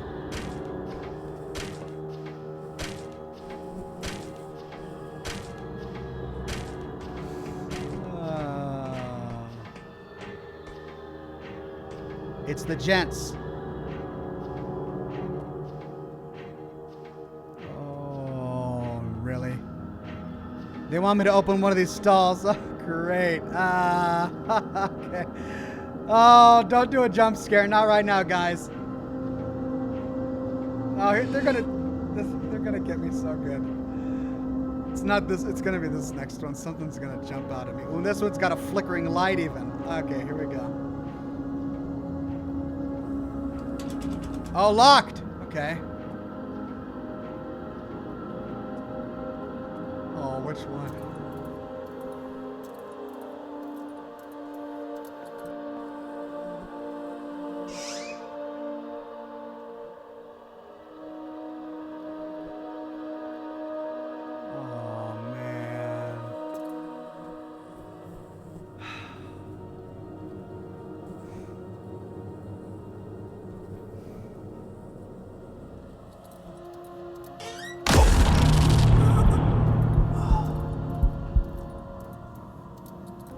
I'm sorry.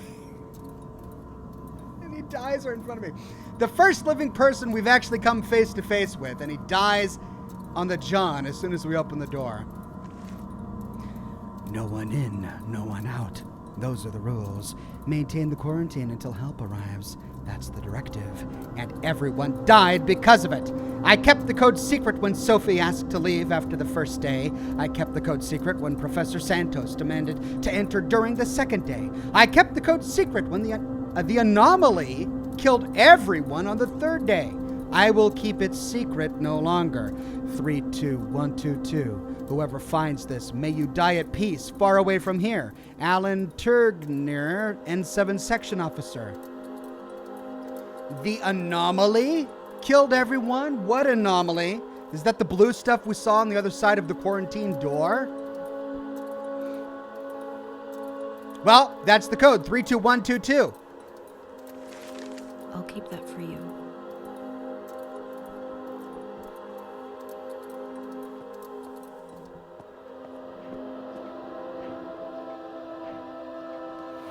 Well, we've got it. Let's go.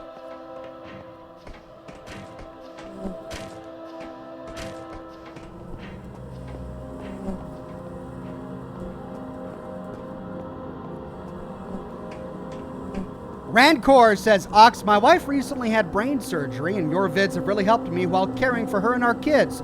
She's healing and now gets to say, I need this like I need yet another hole in my head. Oh, that's the rest of your life, buddy. For the rest of your life, that's going to be the big family joke. I need this like I need another hole in the head. I envy you. That's going to be great. Well, thank you for watching, Rancor. All right, what was it again? 3, 2, 1, 2, 2.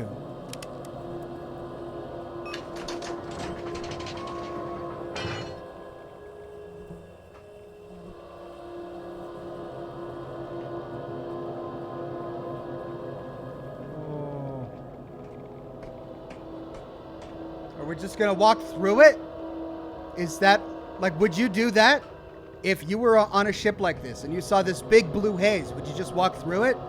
I wouldn't, but that's what we're going to do, I guess. 322 weather tech. Ah. Oh, and it's in here too. Oh, it's in there too. Okay, I guess we just walk through it. I wish I could go back and get one of those suits. Ah!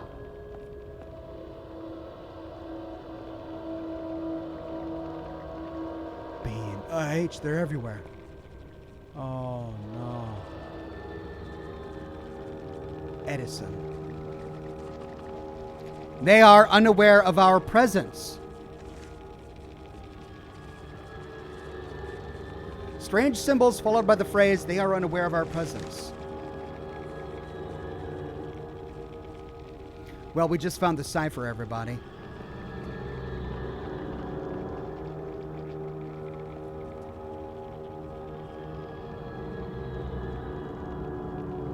Okay, blue haze, here we go. All right, so far so good. A coded message containing strange symbols. Do we really have to go through this manually?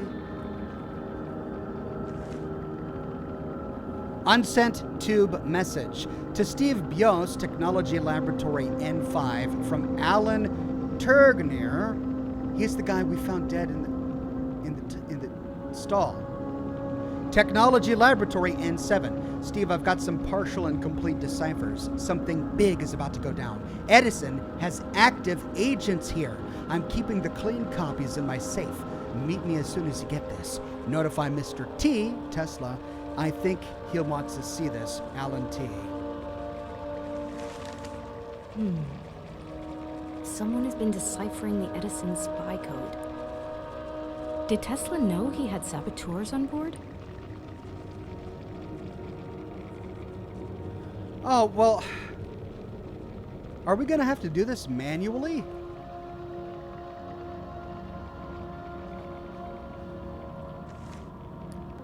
Okay, what's the one that looks like an 8?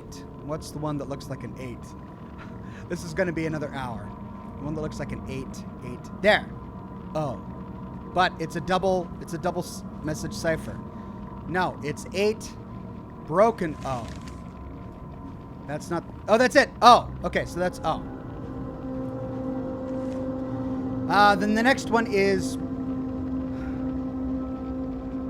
It's a couple of forks. One broken fork, one less broken fork. That one, H. O. O-H. O. And then a Y and a triangle stack.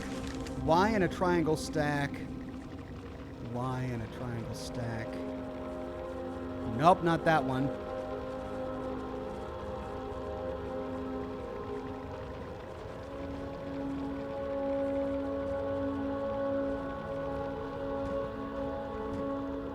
I can't spend a stream doing this, guys. This is going to take forever. There's got to be a faster way to do this. I can't even find it. Why in a triangle stack? No, that's the broken. Nope, I'm not doing this. All right, let's move on to the next one. Let's keep going. Okay, what's this? 323 Weather Tech. More Weather Tech.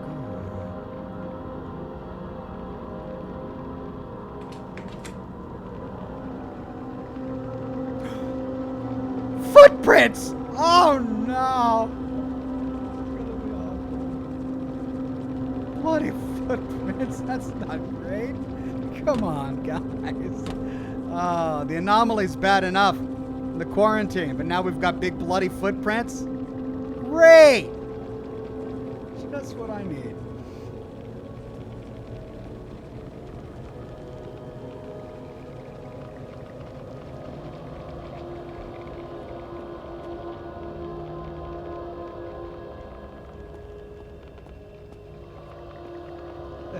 Weird Beard says, you wanted puzzle games, now deal with it. I'm just not dealing with that. I am really curious, though. I want to know what it says, but I'm not dealing with that right now. Oh. Nope. Nope, nope, nope, nope, nope. Oh, it's an earthquake machine schematic. Collectible. All right, that door's busted. They tried to keep something out, but it got in.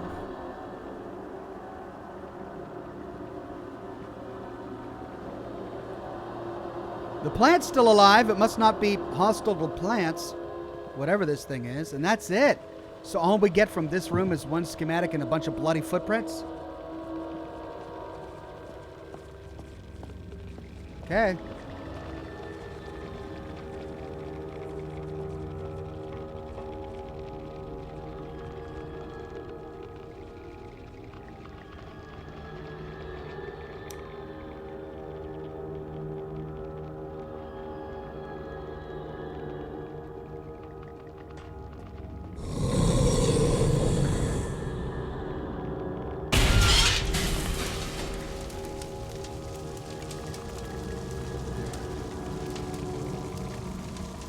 No Name says Mr. T pities the fool.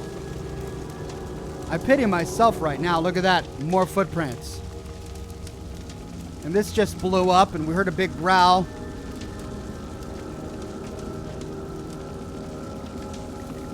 There's the 3 spies. Lover, Vapor, and the ship rat.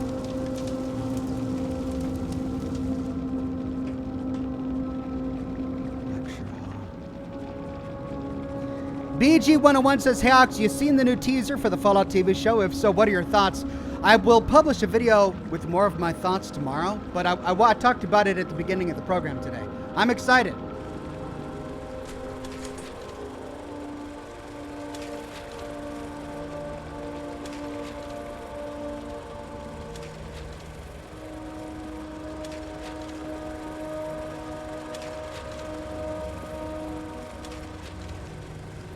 Lightning energy harvesting machine.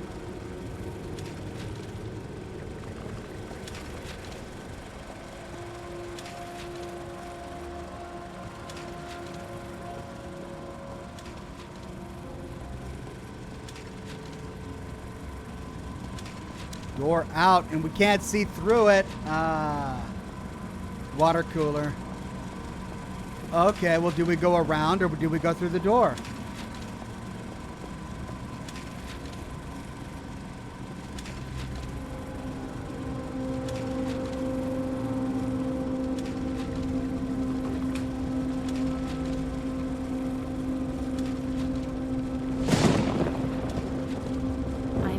That blue haze is the reason for the quarantine? Exo, or whatever they call it? Good deduction there. Okay, we need to go under the pipe. But hold on, there was another path over here around the lecture hall. Oh, we would have had to go through the lecture hall anyway. It's blocked off. Any notes or anything over here, though?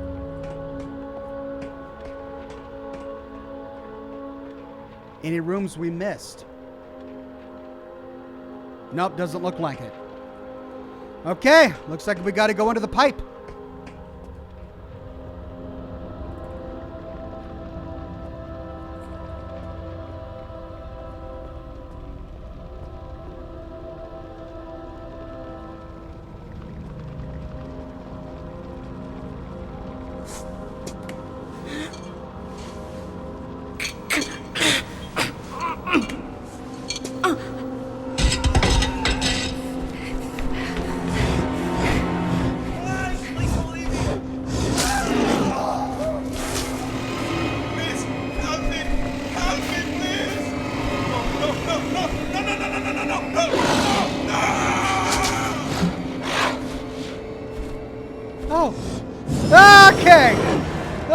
Okay.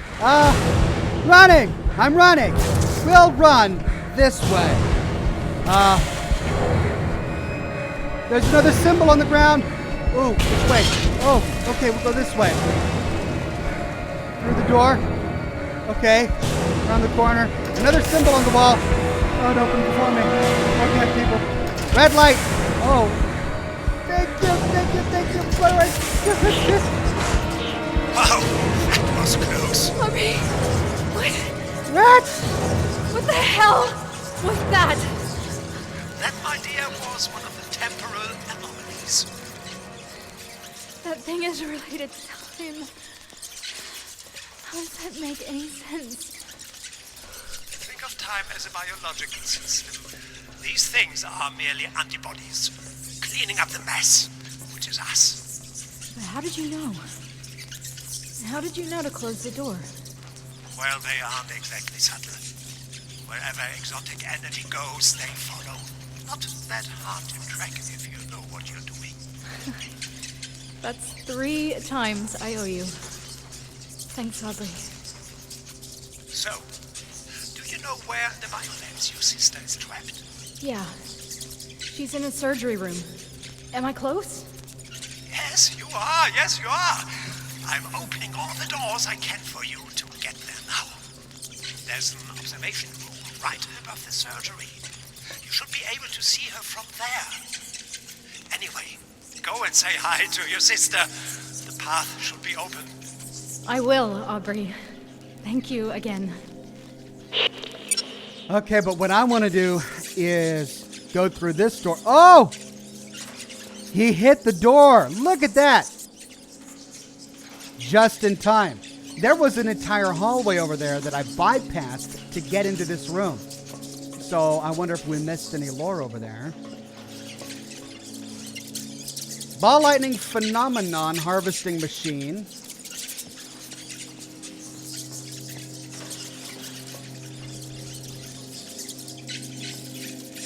Oh, these rats. So gross. Ah! Scribbled notes of a survivor. I don't know if you can call him a survivor with his leg lying there. Quarantine day 0. Locked myself into animal containment and broke the door mechanism. Nothing should be able to get in. Not taking any chances. Screw Exo and all things in it. Day 2. Woke up with these little jerks taking a bite out of my ear. Hurts like a son of a gun. Need to find some disinfectant. Trying to kill as many as I can, but they're quick. Day 4, I think. Ear is swollen and clearly infected. Can't risk falling asleep. I see them waiting. I need medicine. The fever is hitting hard. Final entry. I dreamt my legs were on fire, but it wasn't fire. They chewed my legs to shreds. The little jerks are finally getting their revenge. They chewed his legs off. Oh, there he is. Oh, no. Gee whiz. Oh, that's awful. Oh, God. Oh, more footprints. Carefully continue towards the surgery room and the bio labs. Oh, I don't like this. Okay, what's over here? Laboratory. Carefully. Does that mean I have to stealth? Is this now a stealth game? Ooh, more footprints. Hello. Oh, are you dead? Yeah, you're dead. Artificial photosynthesis inductor device. Broken glass.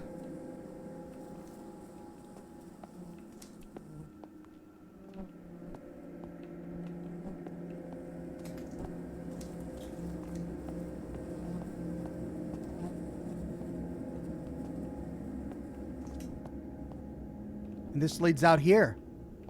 Okay.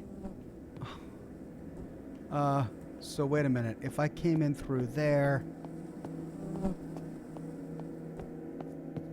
this would have gone over here. Okay, so there's that way or there's that way. That's a red door. Let's go over here.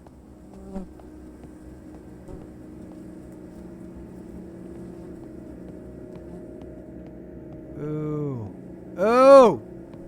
Ow! Oh, yuck. That's a pile of dismembered bodies right there. That's just a lot of carnage. Oh, and the bugs. Of course they added the bugs.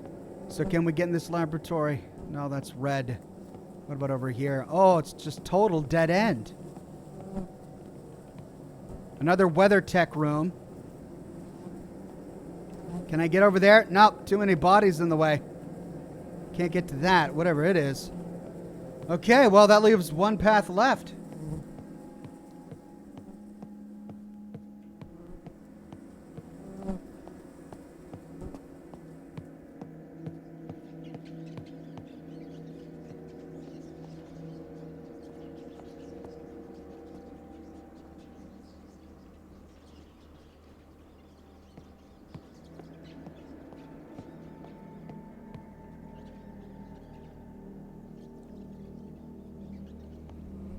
Do we go towards the haze, or do we go over here? Can I get in this lab? Ooh, it's propped open with a corpse. Ah, couldn't close all the way.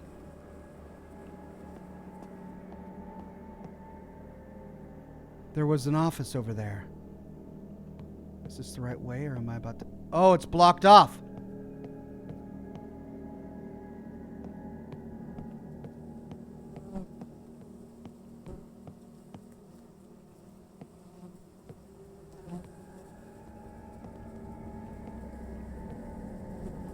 Oh!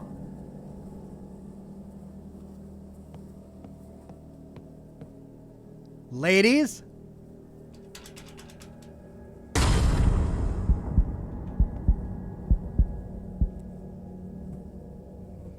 Man. Oh, that's the way up. Okay. Really? Really? They're locked in the bathroom and they turn the light off because I jiggled the door. Jeez. Bloody handprints. Okay, so that's the way I need to go to get out. Staircase. Let's go back around here and see what's in this room. D. Harnesk private office.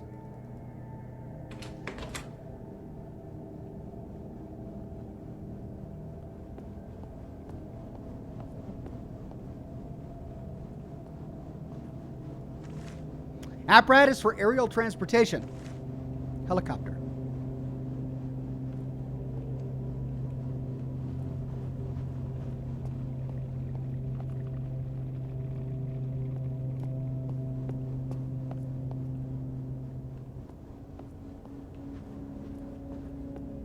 Looks like that's it.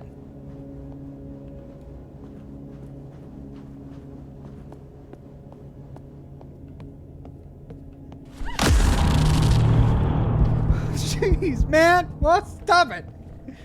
Come on. It's climbing on the windows outside trying to get in. Oh, look at this guy. Oh, it's awful. Well, I'm glad I came back just for the jump scares. Hardly any lore back here. Jeez. No Name says, I usually turn the tube off too when I'm in the bathroom and someone jiggles the door. Turn the light up. Oh, okay. But do you knock on the door or put your hand in the window when you're trying to do your business? What's a bathroom doing with a glass window anyway? It's just weird, isn't it? Okay, up the stairs. Up the stairs. Here we go. Cigar. Here we go.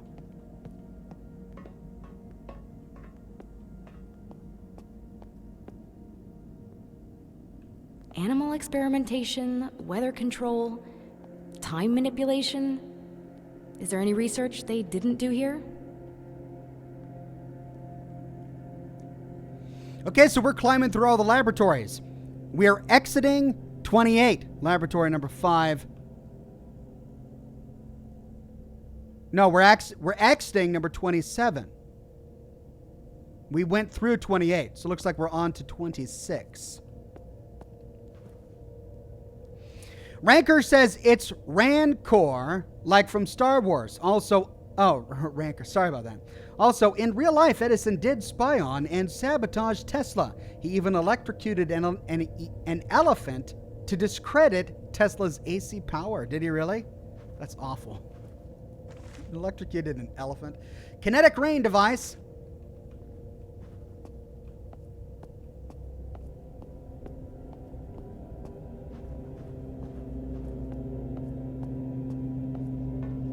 Okay.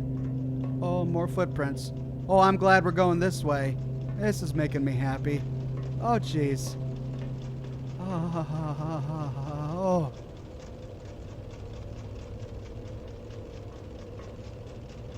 Oh, my God.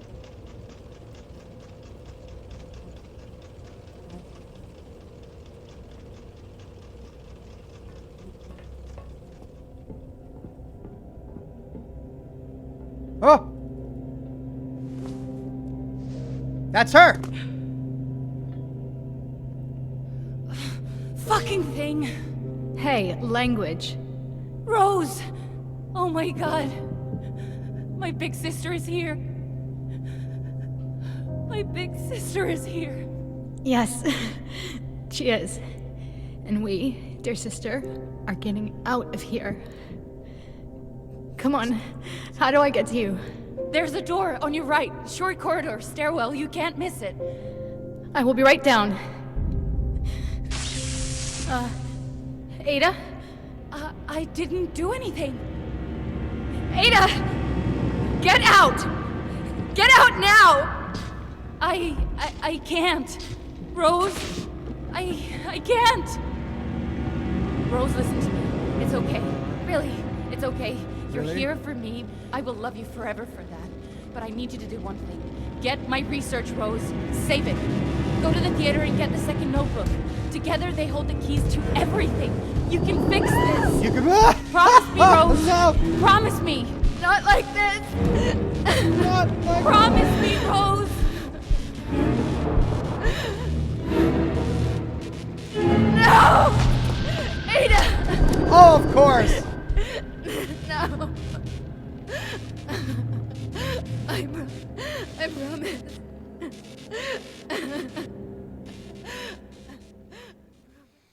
Boy, that was some emotion in that acting. Yes, dear sister, I'm here, dear sister. Come on, dear sister. Let's go, dear sister. Not like this. No, not like this. Oh. Okay, but what was interesting in that dialogue, she said, you can fix this, which is exactly the message we got in the pneumatic tube.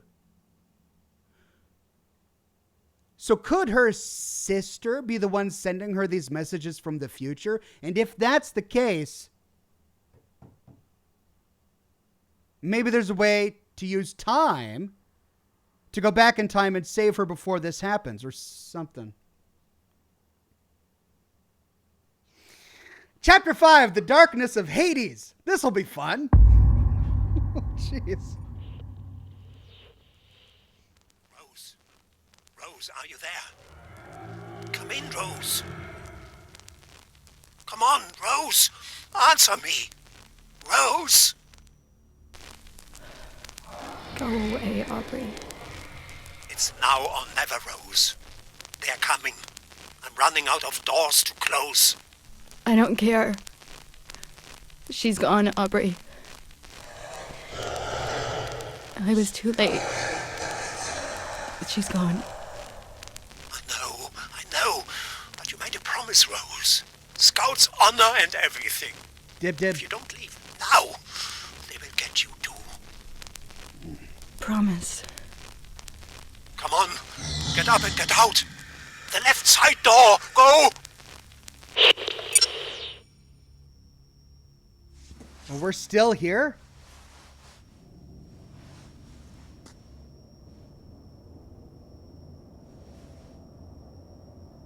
Strutting Stray Cat, hero of the chat, decoded the message inside that room.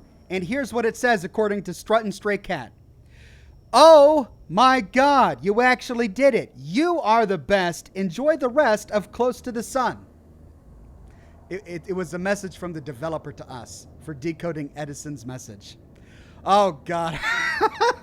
I'm so glad I didn't spend time doing that. But thank you, Strutting Stray Cat, for that. That's hilarious. A message from the developer for those of us who took the time. I wasn't about to do it. I would still be there doing this if I was trying to decode it. Thank you, Strutting Stray Cat. All right, well, dear sister's dead, but we've got a promise. And there's, for some reason, I feel like it's not the end because of all this time dilation and stuff.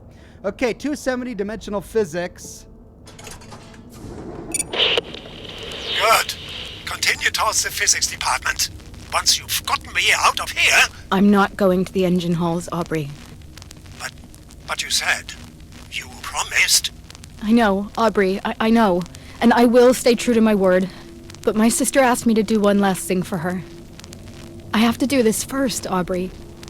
Family first. I understand. Where do you need to go?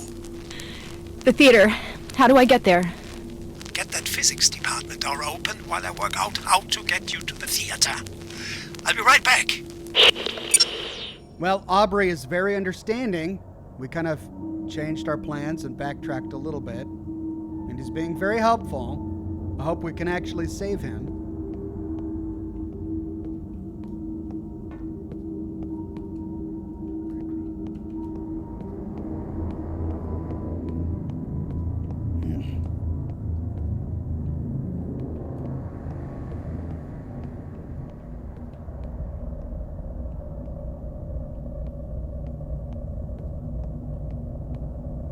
New dimension? It's been mathematically proven. Find out what else is hidden. Maybe it's... Oh. Okay, well then if it's not time, maybe it's dimensional. Maybe an Ada from another dimension is the one sending the messages. Okay, green door, that's where we go, but let's take a look at the perimeter.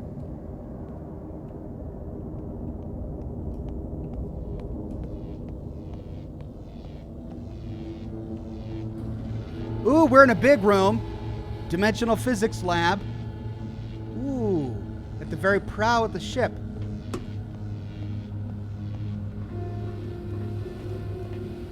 The bow of the ship.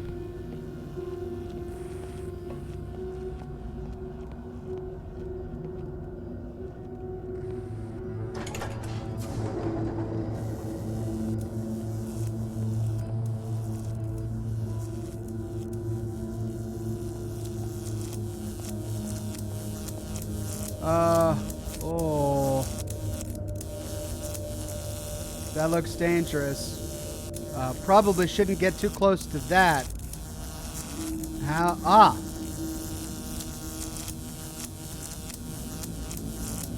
It's stuck. Why is it stuck? Okay. Go around, I guess. Douglas Delegard says he's probably the one that caused all of this. What, Aubrey? I guess I wouldn't put it past them. Helios Physics Department expanding into new sectors. Our expansion into the sectors previously occupied by the Weather Department is taking longer than expected. This means that we henceforth have to be very economical with how we install our existing equipment. I'm aware that the Weather Department is taking their sweet time to pack up, but I remind you all to be patient and graceful during this process, as we will require their assistance later this year with power distribution. New equipment shipments will be arriving within the week, and since we are still in transition, storage will become an issue. My office is always open, so if you have any suggestions or solutions, please come by and share your proposals. Keep up the good work. We've got exciting times ahead. Lead researcher Ada Archer. Wait. This was written by Ada.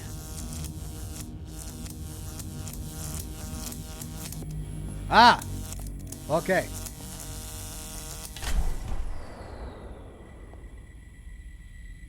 That does it.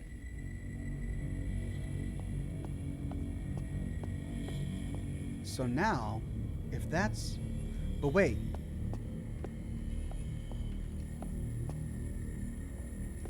Okay, that's the note we just read, and that's a dead end. For some reason, I felt like there was a door there.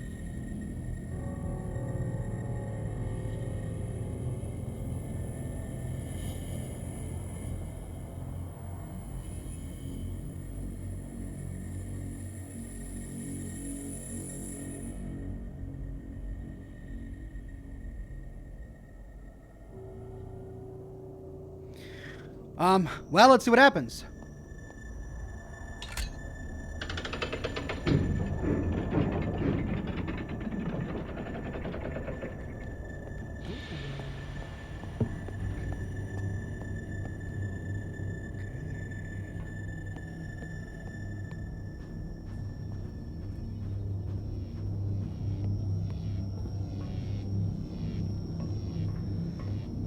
Oh!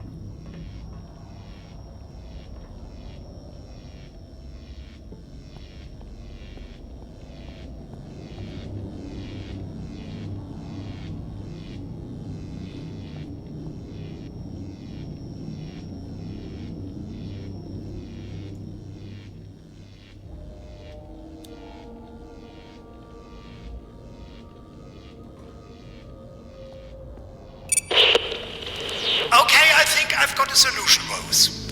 You there? Yeah, I'm here. Something is burning, though. Oh, yeah. That would be the reactor core. This is ground zero where it all began. Turns out the fire we lit just kept on burning. It's been consuming the Helios from within for days. Don't breathe the fumes. Highly inadvisable. Easier said than done.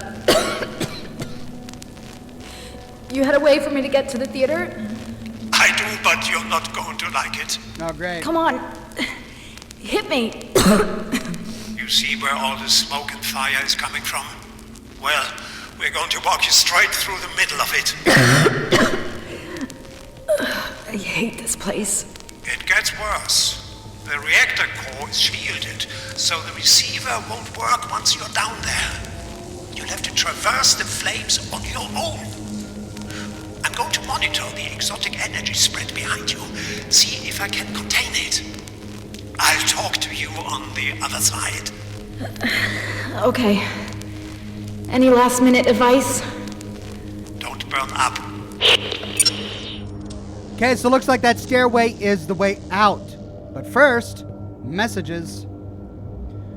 Helios Physics Department, Weather Department incident. It has come to my attention that an altercation between members of the Physics Department and the Weather Department occurred yesterday evening, Tuesday. I'm also told that all injuries appear to have been minor.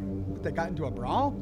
I do not know what shames me more, the fact that members of my own department would stoop to violence when challenged, or the fact that none of you appear to even know how to throw a proper punch. Make no mistake about it, this was the first and last altercation that will take place aboard the Helios under my watch as lead researcher. I will personally throw the next wannabe tough guy or girl into the Atlantic myself. Do not test me. The personnel involved in yesterday's scuffle will be given disciplinary tasks so that the rest of you, who know how to behave, can expect the toilets to be sparkling the next 3 weeks. Good day, lead researcher Ada Archer.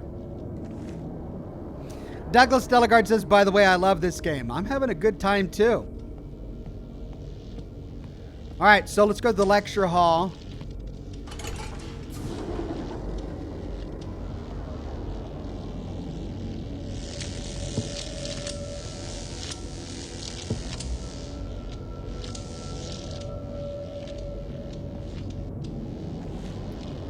Do not open the core. Leave it sealed. If you're reading this, evacuate. Helios Physics Department Core Memo, as is stipulated under Rule 38C, Paragraph 2 of the new Physics Department regulations, the weekly code for core access has been changed to the following: 11223. Do not share the access code with members of the other departments. The next code update will occur in 7 days. Occur 7 days from now. Lead researcher Ada Archer. Okay, so this guy grabs the note, scribbles out the access code, and then says, "Please leave the core alone." But it's on paper. So why didn't he just destroy the paper if he didn't want anyone to get the code? 11223.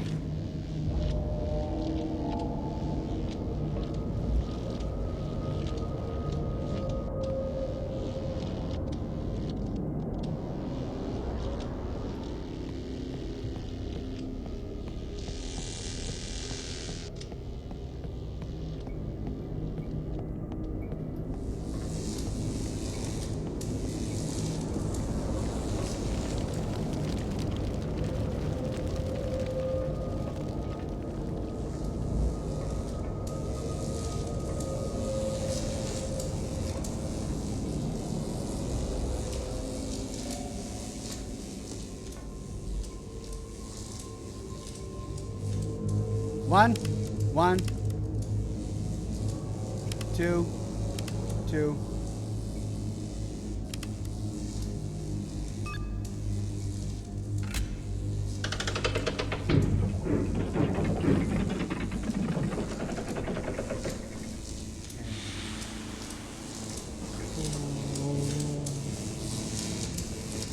Oh boy. Bodies, more bodies.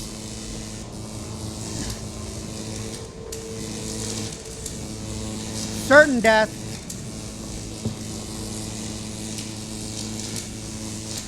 Oh, really? We're gonna scoot by. Okay.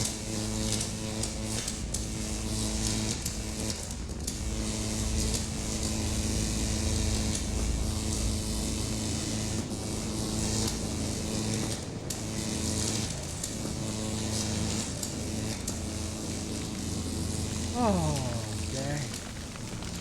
Well, we made it.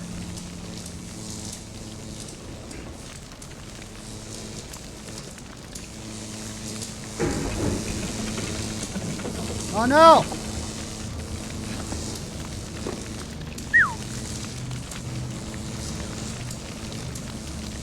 Wait, anything over here? I guess I can't go back.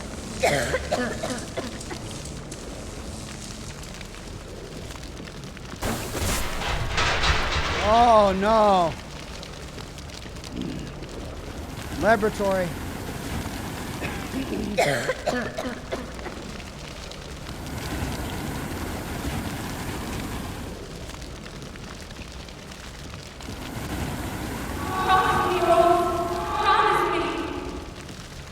Ada?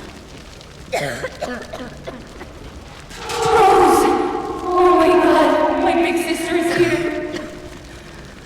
Oh, they're all on fire. My sister is here.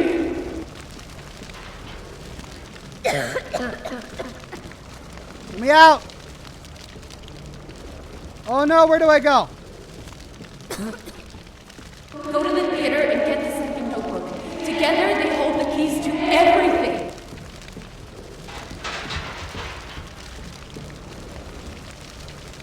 Do I go over the bodies?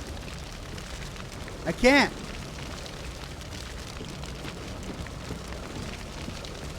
And that's blocked off. That's where I came from. What am I missing? Okay, can't go left. Blocked off. Blocked off. Right. Door closed.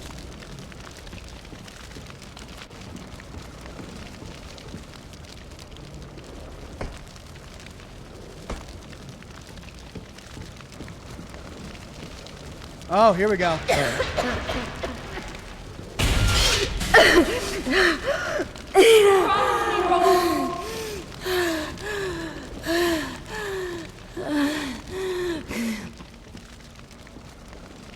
Oh, and there's a fire in the laboratory.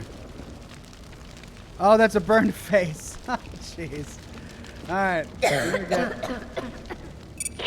right next to him as he's solving equations in seconds that had kept Lesser Man at bay for weeks. You could practically hear his mind tick, Benny.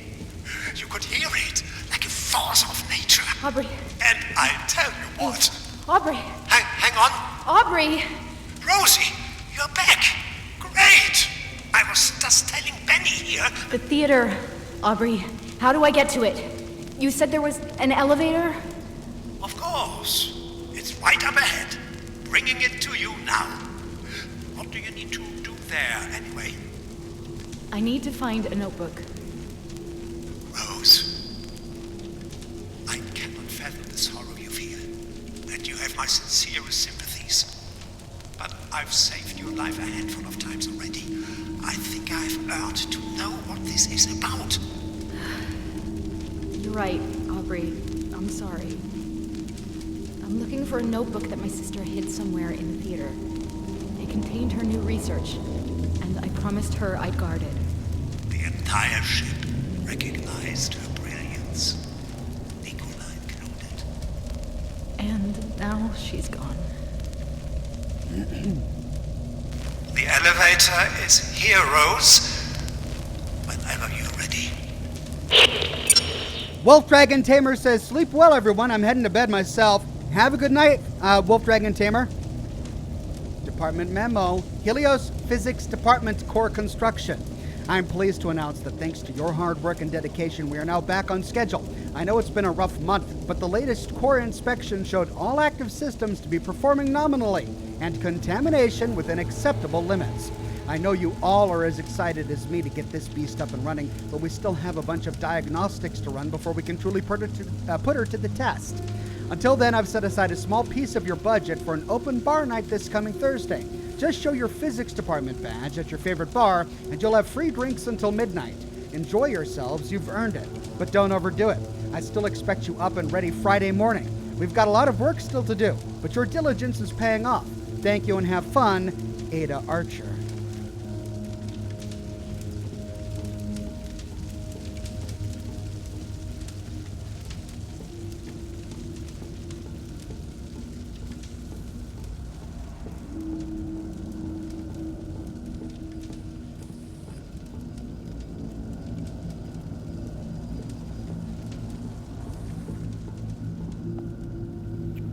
Elevator. Hello? The Lightning newspaper. Royal visit scheduled aboard the Helios. A series of seemingly independent purchases of bulk copper is traced through shell companies back to Wardenclyffe. Industry-wide copper shortage after Wardenclyffe coup.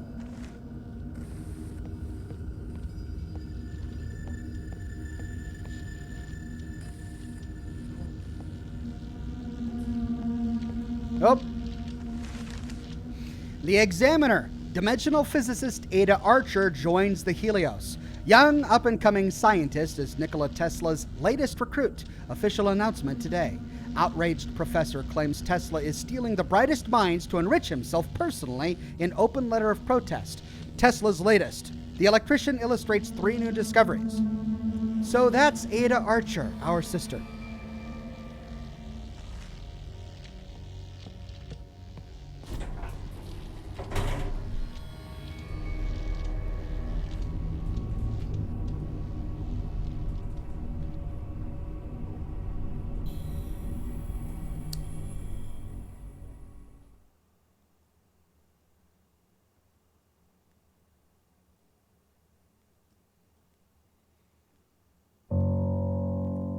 While having escaped the fires of Hades, we can move on to Chapter 6, the drama of Dionysos. Any idea where this notebook might be hidden? It's a fairly large theater, you know. Afraid not. But how big can it be, really? Oh. Oh. That's just the lobby. Wait until you see the auditorium. I leave you to search while I resolve some issues with the weather tech devices. I'll check in with you later, all right? Sure. This might take a while. Where to begin? Great. Macbeth. So we are at number 2, the theater, right there.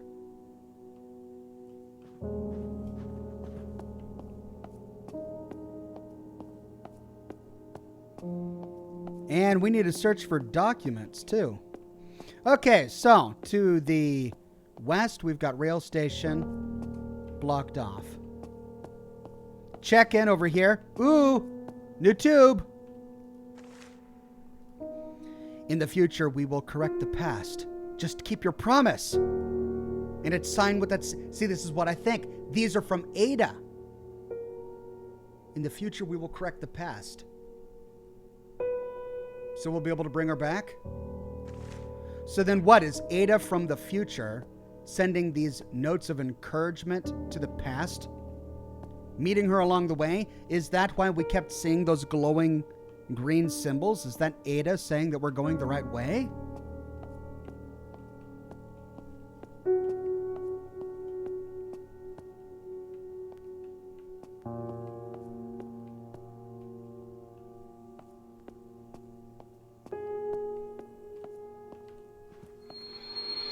I am terribly sorry that tower upgrades demanded my attention far longer than I anticipated. I hope I haven't kept you waiting long. Not at all, sir. I'm still learning how to best get around here on the Helios. So many floors, so much to see. Quite so, but I have saved the best for last, the Helios Grand Theater. Shall we? By all means.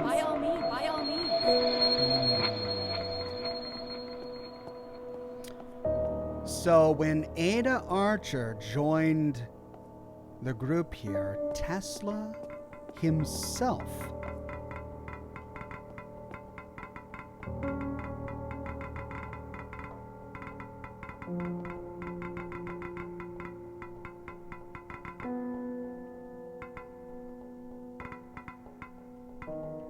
okay, it's just a glitch. Oh, it's just a glitch. Whew, okay. For a minute, I thought I was gonna. Okay, Tesla himself gave her a tour of the entire ship and the theater in particular. Okay. Right. We need to go up there clearly, but let's see if we can find any more notes on this side of the lobby. Aha! We are going the right way.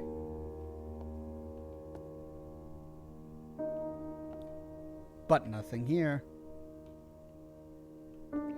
Oxhorn, there's a note by the tube. That note is the note that I got from the tube. Instead of keeping the notes, what Rose does is she reads them and puts them back down. So it's the same note we just got from, presumably, Ada in the future. Or maybe it's Rose in the future.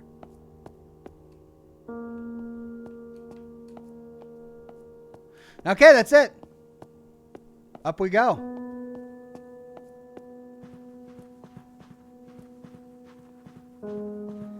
Tobias McKenzie says, tip for your face at the Wiggly Pole. Thank you.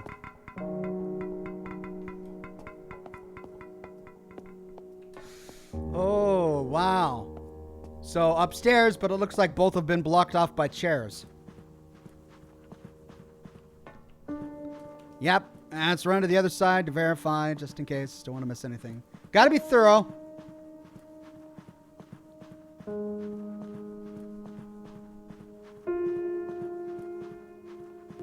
Yep.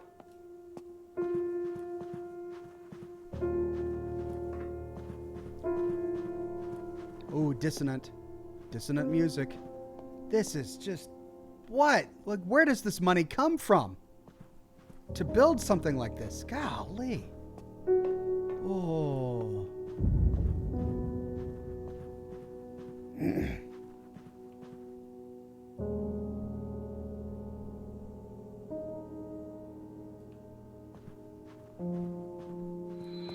This, Miss Archer, is the Helios Grand Piano.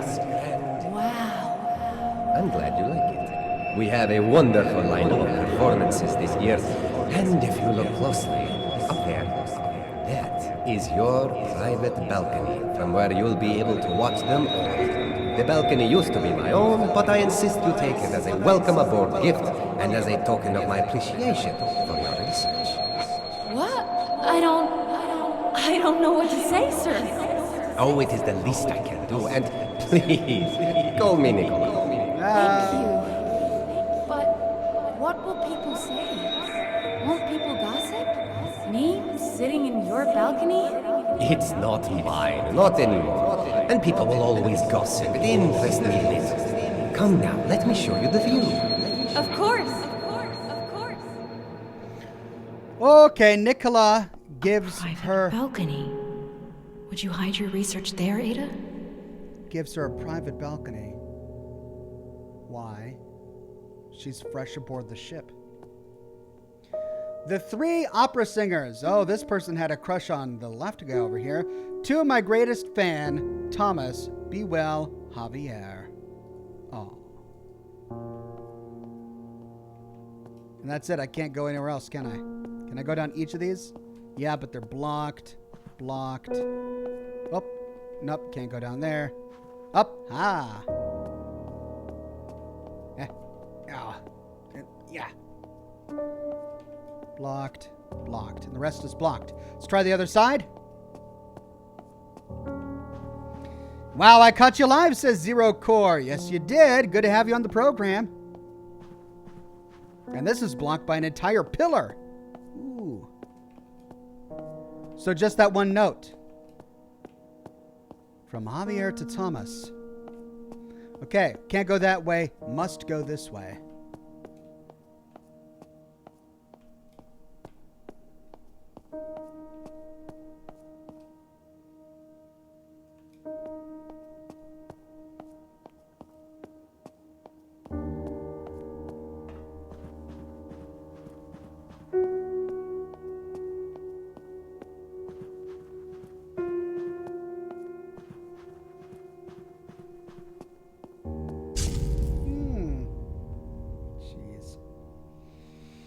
Doggone little things, man. Ooh, here we go. Signed, El Petronova Flyer. Such an honor to perform aboard the Helios. Thank you, Ludovica. So a signed letter to Ludovica. Always wanted to see her perform. Oh, that is Ludovica. Okay, that's C. Volger's private balcony box. Locked. Well, hers is going to be on a floor above us, right? So we need to find a way upstairs. It was like 2 or 3 flights above. Oh, that's not good. Okay. Well, we gotta hope. No. Shoot. Well, we can't go through there.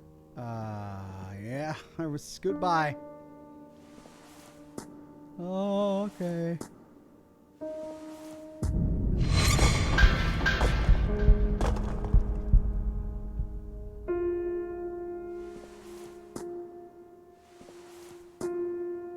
There we go. We're fine. From there, it was merely a matter of building it. But enough about me. What about you, Ada? What about your family? You had a sister, if I'm not mistaken. Yes, Rose Archer. And if you think I'm stubborn, wait till you meet my sister. What does she do? She's a journalist. Is that so? Is she any good? The best. I wonder if Tesla trusts journalists. Part of me thinks no. S. O'Neill. Okay. Well, with this blocked off, we have to go through P. Ivanov's, I bet. Lucky. Lucky break. Okay, P. Ivanov's private balcony. It's like another apartment. These are huge. I've never been in a private theater balcony before. Ooh, cake. Oh, looks delicious. Cake and coffee. Hey! Second Tuesday of September. Dear Diary, today Michael mixed up our beer bottles and drank from mine. I told him about the mistake and we laughed about it. If he does it again, I'll freaking cave his throat in with my heel until his windpipe is as clogged as the ladies' room toilets. He's a good guy, though, and he smells nice, like lavender and fish.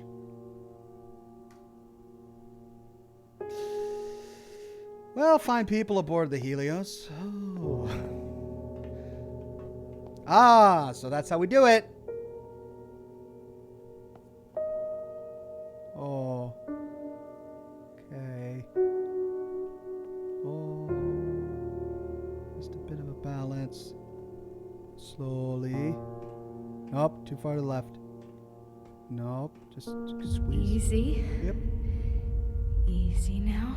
And there we go. Ooh. No Name says cake is good, but no perfectly preserved pie. True, nothing beats a slice of perfectly preserved pie. Of course, we never find out what flavor the pie is. Is it like lemon meringue or pumpkin? What kind of pie is it to be so perfectly preserved? The great mysteries of Fallout.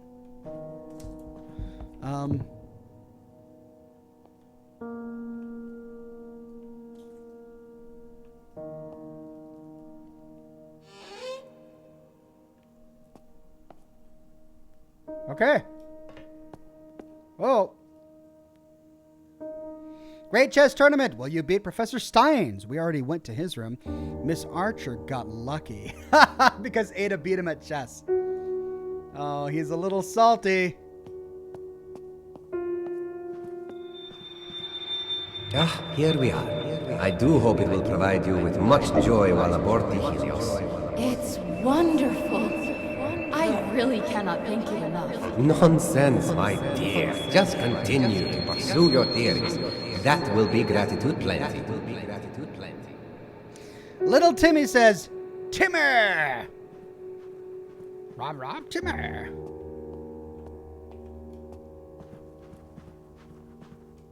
A. Archer.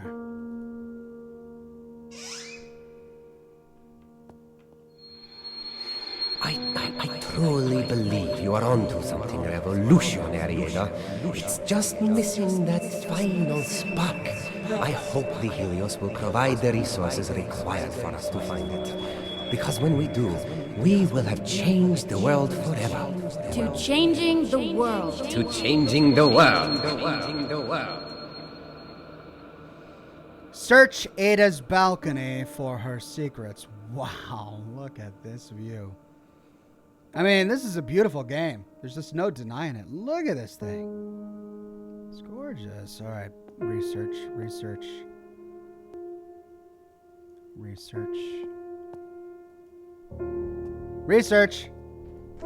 Not here. No. Research. Not here.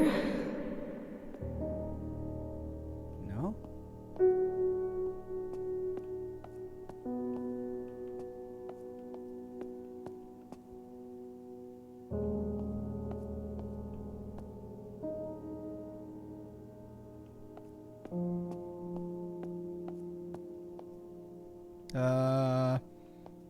So there was a secret door in her room. Is there like a secret door here? Ah. Come on. There's a secret room in my room. You find it while I make my way through another laboratory department. I'll give you a clue. It's center stage. That's it. Oh. You're just going to leave me to figure this out on my own? Have fun. Center stage. But wait a minute. Holy shit. Ada, I hear you. But she said that to us before she was killed, but she still wanted us to get the second part of her research. So she knew we would come this way. Yo Queen says, another night of Close to the Sun with our host, Oxhorn. That's me. Hey. Used to call the theater guest elevator in the private area. Elevator to center stage.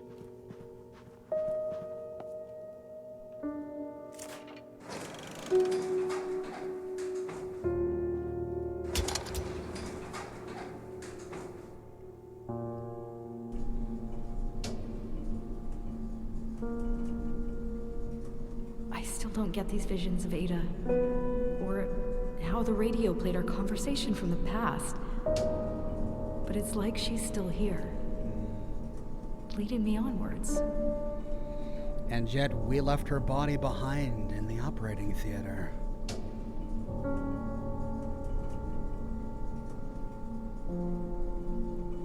Ooh, missed ahead. Don't like that. But we should be close to the stage now. It's just like a left. Up ahead. Oh, blood. There. Yeah. Okay, it's pointing us the right way.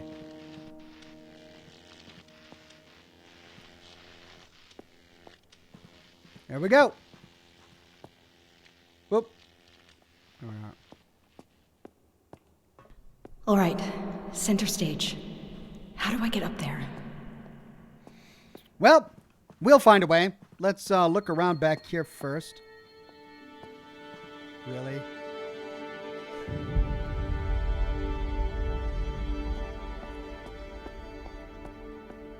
Okay, we've got a ghostly symphony here. Orchestra. Ghostly orchestra aboard the Helios. This door is impassable. Nothing. Hello. Body.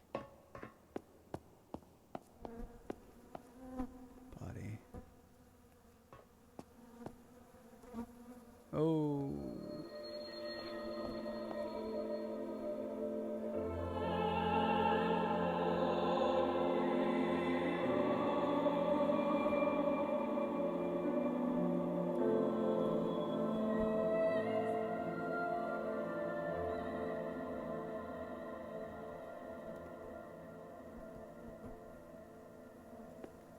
The orchestra's dead. Down into the pit. Well, that's an awkward pose to die in. Jeez. The great Fabrier. To the lovely Lucy aboard the Helios. In gratitude, F. Fabrier. The great Fabrier. Fabrier? Oops. Nice mustache.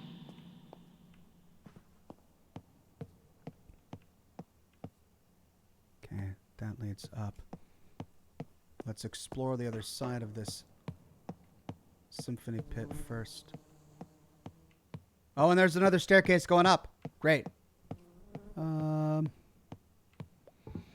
Well, center stage. Okay.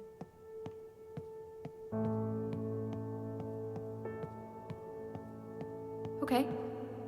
So if I was super secret research, where would I hide?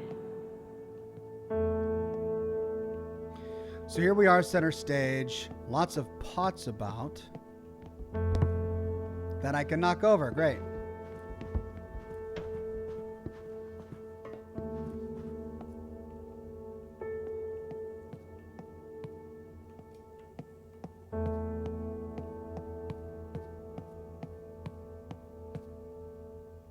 Statue. Oh!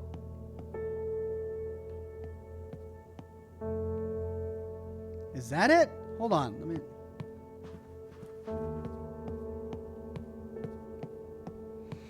me see if there's anything around here. Miwi says, I prefer the great Oxhornier more. Thank you, Miwi. And then Chininator says, good night, Oxhorn and Oxets. Thank you, Chininator. Always great to have you on the program. Thanks for all your help. All right, we can't actually get to the statue, so...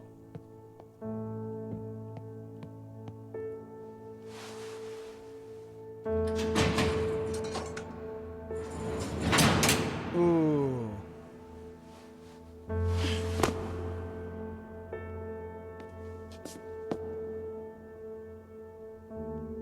Hey, to Archer. There it is. Bingo.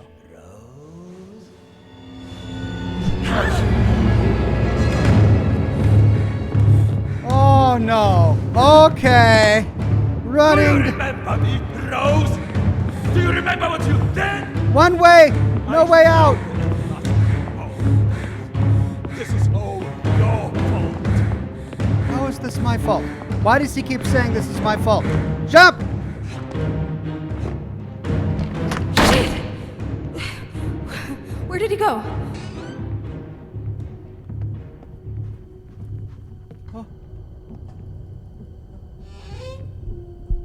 Oh! Like her! Shit, is it behind me anymore? No.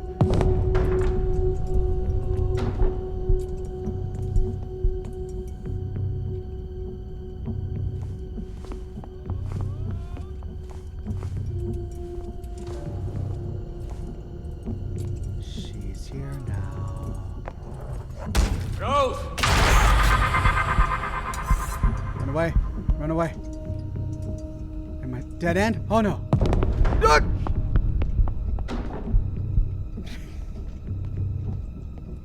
No. Oh, yeah. Hide under there. So hide. Let's go under here. Sure. Why not? And then... Oh, yeah. That's a nice nook. Oh, and I can't get through there. Oh, great. Over. Oh, between here. Oh, this is wonderful. He's just... Oh, I'm stuck. Oh, what a place to die. Oh, I don't like this.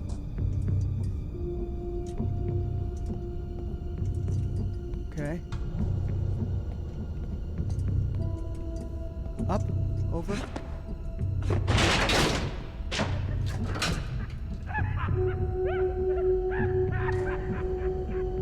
The end.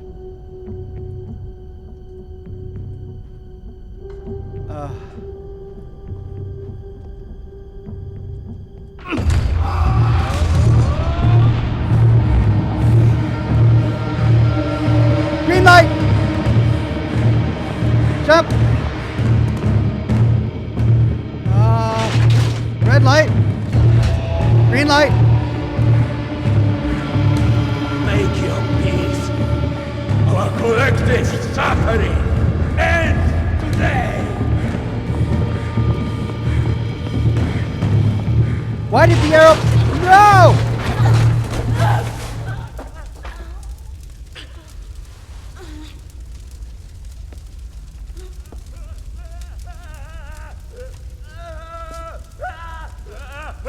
Ludwig!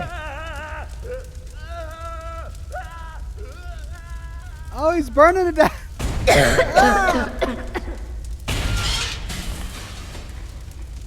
Jeez. Oh, well. Why did the arrow point the wrong way? Well, maybe he drew the arrow. Maybe he was trying to get me. Okay, what now? Where do I go? Over here, maybe? Do I go up? How do I get out of here? I can't go down there. Maybe I can down here. Rose? Rose? Is that you? You sound terrible. Thanks, Aubrey. Aubrey, where the hell have you been? I could have used you like 5 minutes ago. You found the notebook, didn't you? I bet you did. Right? Right? Yes, Aubrey. I got the notebook. And then I ran into Ludwig. Oh no. Are you okay? I'm fine, Aubrey, and thankfully, Ludwig took a face full of fire, so that's one problem less. Wow. One piece of great news after another. What's next? The bad news? I'm lost. I think there's an elevator here, but I can't really tell. It's too dark. Aha, not a problem. Pay attention to the lights around you and let me know when they start blinking. All right? Sure. Oh, okay. Miwi says heading to bed right now. It's almost 1 a.m. Good night, everyone. I'll watch the last few minutes / hour of this tomorrow / later today. Thank you, Miwi. Have a wonderful night's sleep. Mr. Master Chief says this is MC 1594 from Brotherhood of Steel's 75th Company. Want to thanks of helping the Commonwealth healthy here 500 caps for you to enjoy. Well, thank you, Mr. Master Chief, for the caps. I will do my best to help the Wasteland. Long live the Brotherhood.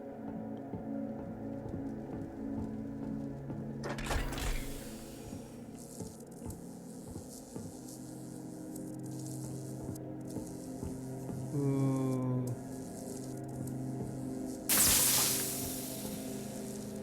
No. Okay.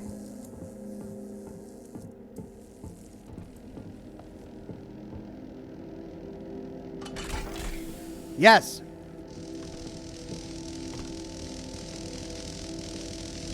Oh.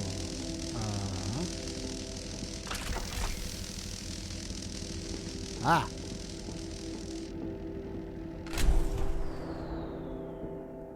Bingo. Ooh, those are legs. This guy, jeez.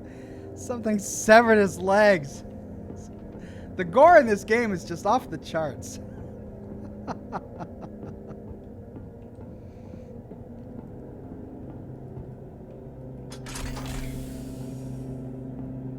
No more Ludwig, please.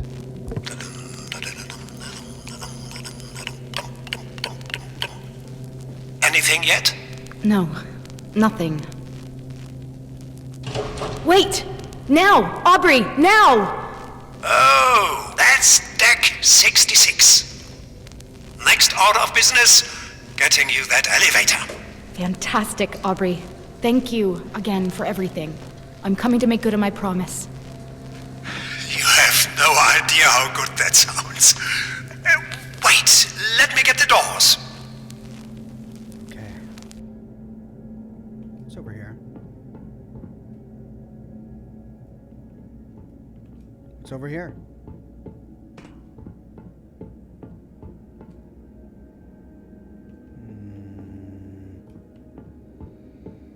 Nothing. Okay. In the elevator. Time to save Aubrey. Oh, god damn it. What's wrong? There's... Ugh, gross. There's the body of a man crucified against the elevator wall. Is there a different elevator you can send up? I'd rather not. It's the only one. It's the only one, Rose. I hate this place. I hate this place so much. One leaf in, one thorn out.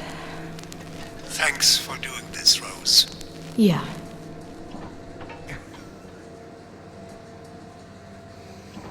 let's just put a crucified body in an elevator, because just why not? The player, they'll love that. Oh my God. They keep kidding me, man. Chapter 7, The Strife of Ares. I have a confession to make. Oh? I told you that I had a family, but I don't. That was a lie. I'm a liar, Rose. I'm sorry. That's okay, Aubrey. Glad to hear it, because I'm afraid you've got a bit of work to do before you can get to my end of the engine halls. But of course I do. What a surprise.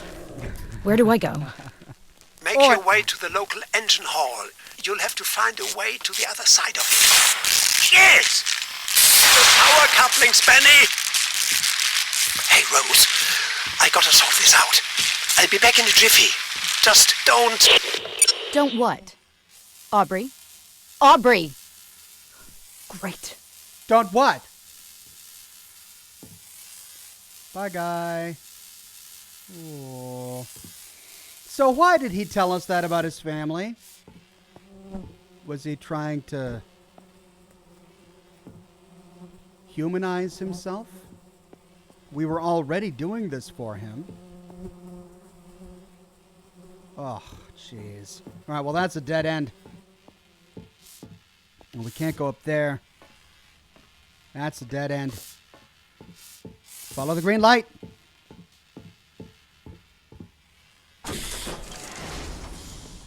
Ooh. There's an axe on the ground and a knife in this guy.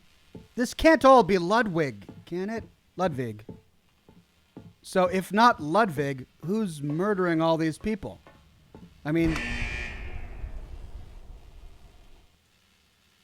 the specters don't use knives.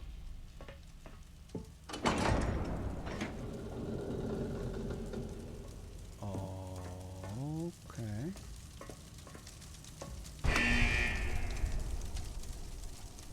Oh, great. Where are we? 58 Machine Hall.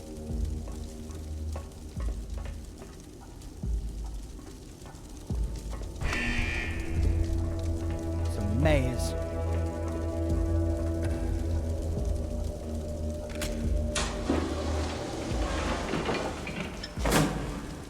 Okay. Yeah.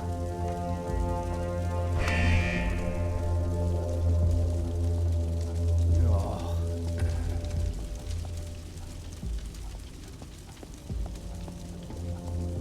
Oh.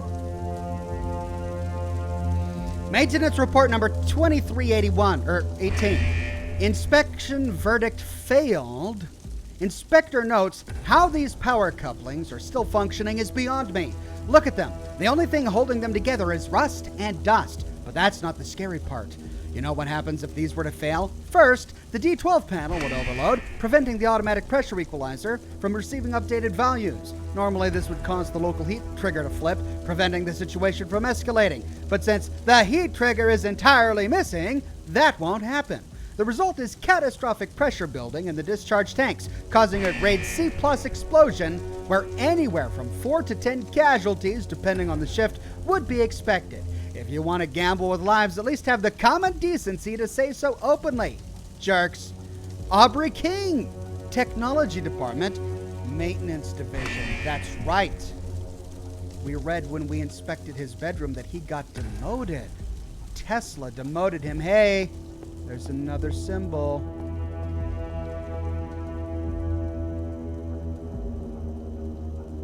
Okay, so once demoted, Aubrey was now in charge of maintenance, and his painstaking German attention to detail was sure to drive a few people mad, but maybe he was going to make the place a safer ship. Doesn't look that way.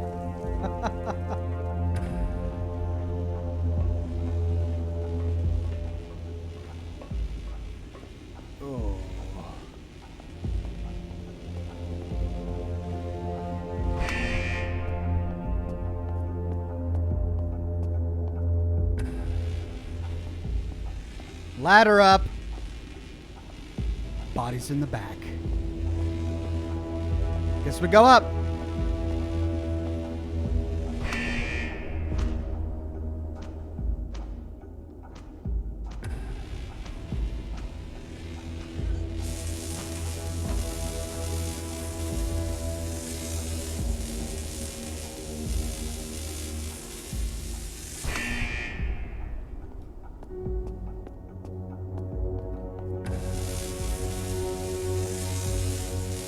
Great.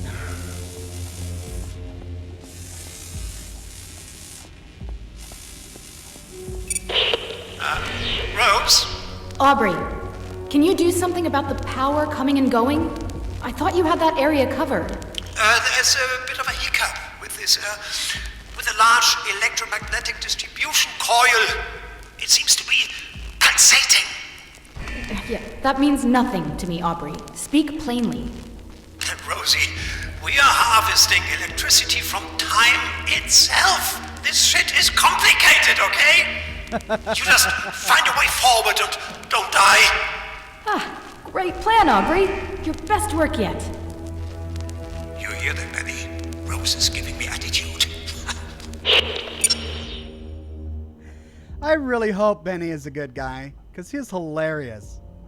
I like him a lot. All right.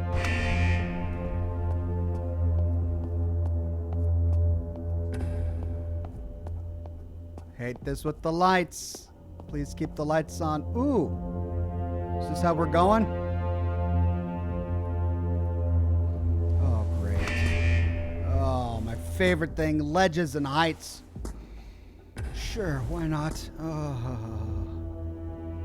Okay, that's where I came down, though, isn't it? So then, wait, is that where I'm supposed to go? Oh. Oh, I was supposed to go over there. I guess that means I got to scale across that fallen girder.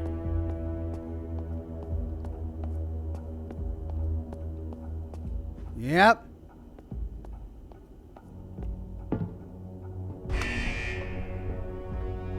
Benny is dead, Ox. Did I say Benny? I meant Aubrey.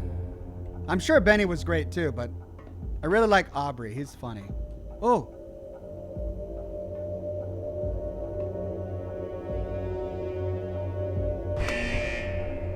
Okay.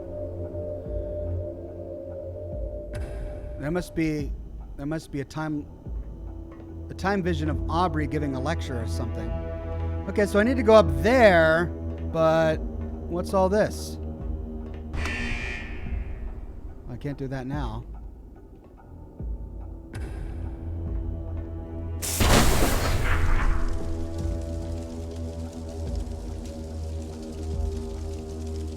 What did that do?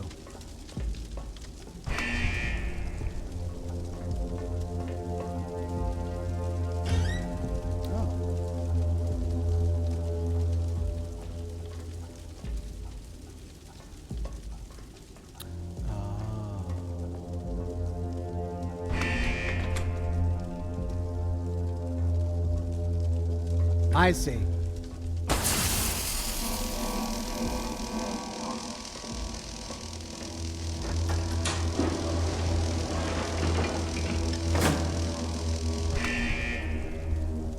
Well, wait, what did that do?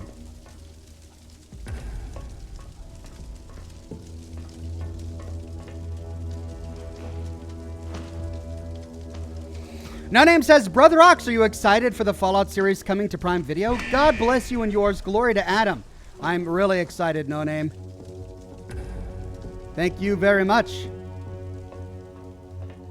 Okay, well, we can get over there from over here, and then there's the ladder down. So then what was that puzzle? Surely it was to move that across there.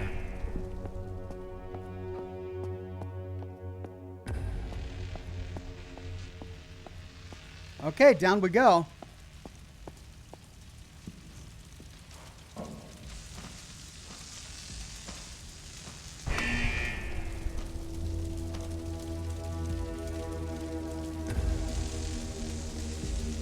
Okay, electricity blocking our way that way. And no bridge over there. I guess we take it. Too slow. Oh, come on, really? This is how I die? I'm leaping over the box, and I die leaping over the box. Okay, fine. Where does it put me? Puts me here. So I need to go down.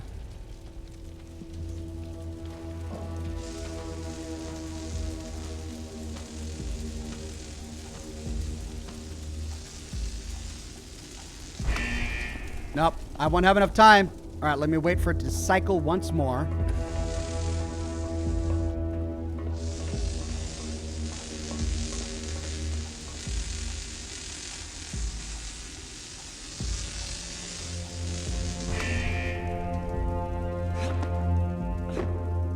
Ooh. Rose? You are there, Rose? Yeah, I'm still here, Aubrey. I made it across the engine hall. What now? Up ahead is hydraulics and pressure control. The distribution coil is boiling the storage tanks, so you're going to have to reduce the pressure in order to get the security doors to open. Find the pressure valves, Rose. Turning them should bring the pressure down. Okay, find the valves to reduce pressure. Got it. Doing great, Rose. You're almost here. Okay, talk to you in a bit. But I'm out of cigar. Be right back.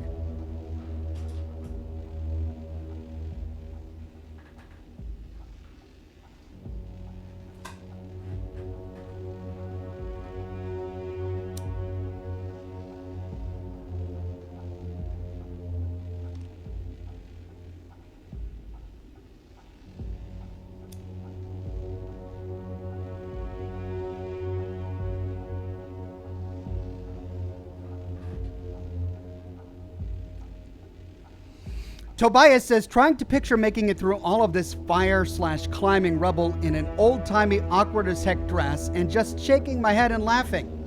Rose isn't in a dress. She's in power pants. Look at that.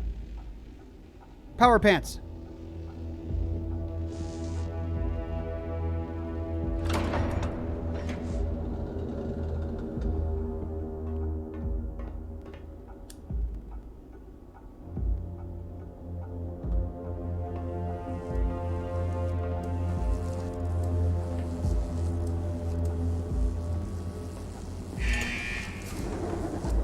Oh.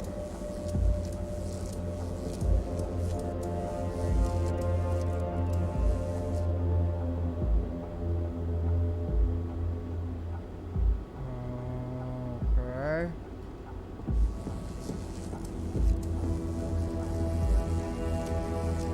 Reduce hydraulic pressure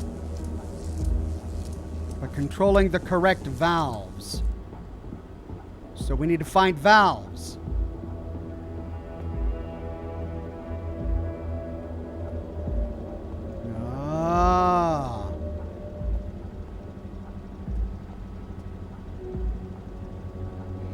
Maintenance report number 2411. Inspection verdict spectacularly failed. I bet you it's Aubrey. Wow, the way you people continue to disappoint me is truly astonishing. The CAP transfer cables are not supposed to be connected to the current control system. Just because the cables fit doesn't mean that they're supposed to connect there. The two systems operate on entirely different frequencies, meaning that all the power readings we've collected since the last inspection will have to be thrown out since the values have been compromised. How the hell are we supposed to keep the Helios running effectively without you lot pissing away our chances to take accurate measurements? Mandatory systems and cables review session on Tuesday, 9 p.m. We will go for as long as needed until everyone has an intimate understanding of the required cable connections. Aubrey King, Technology Department, Maintenance Division. This guy loves his details. Okay, we're in the red.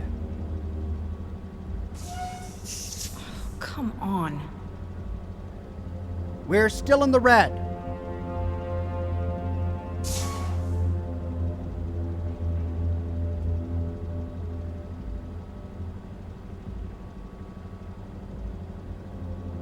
Tobias says, my bad for missing that. Thank you. You're welcome.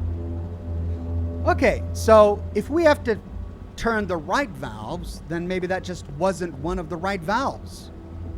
All right, so we need to go up. Let's see what was over here first. More dead bodies. We need to go up, but back here. Hey, look at that. Red. Ah, it's going down. So that must have been one of the right ones. So...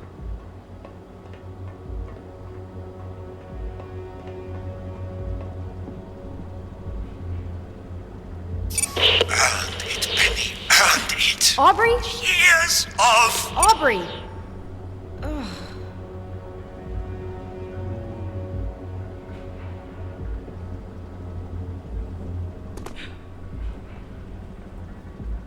We know that Aubrey was really upset by his demotion. He was really bitter to be sent back to maintenance. Maybe he's still really bitter about that.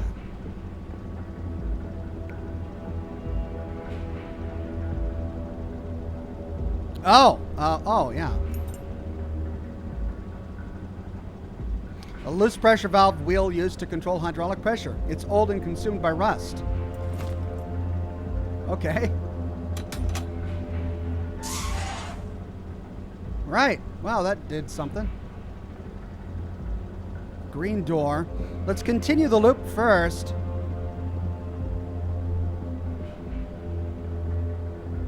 Wait, we're going up now? No Name says the cleaning crew is really slacking with those bodies. Yeah. They really left a mess here, didn't they? All right, we're almost into the yellow. All right, we're into the yellow now. All right, I bet you there's one inside that room. Have we done this one yet? Aubrey. Hero of the day, Aubrey? Penny. Your radio? Aubrey.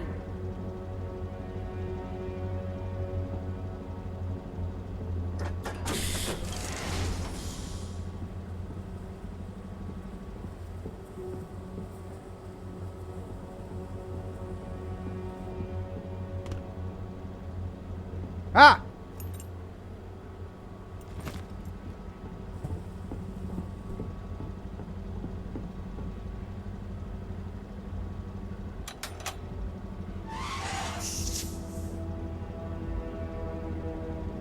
Okay. I'm thinking one, maybe two more.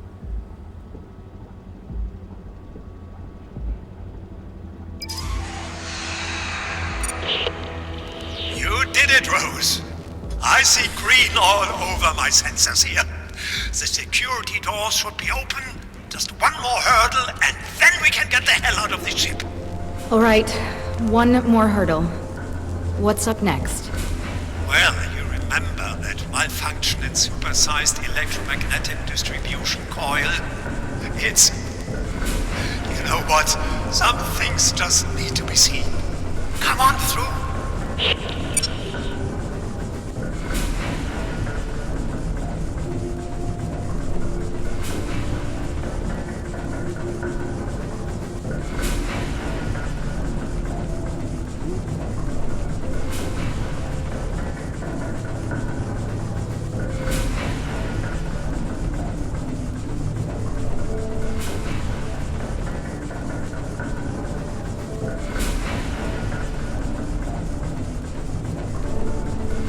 Dead end. Okay.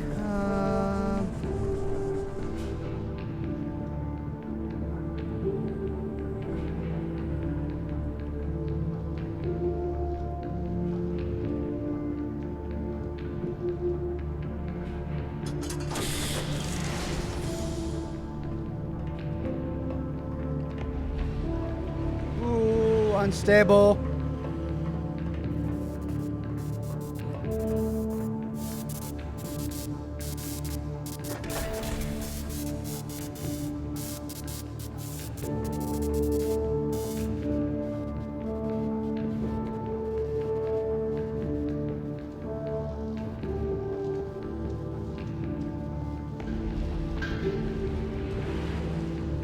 This ship keeps Supersized rocking. electromagnet magnetic distribution coil. I'm gonna call it Fred.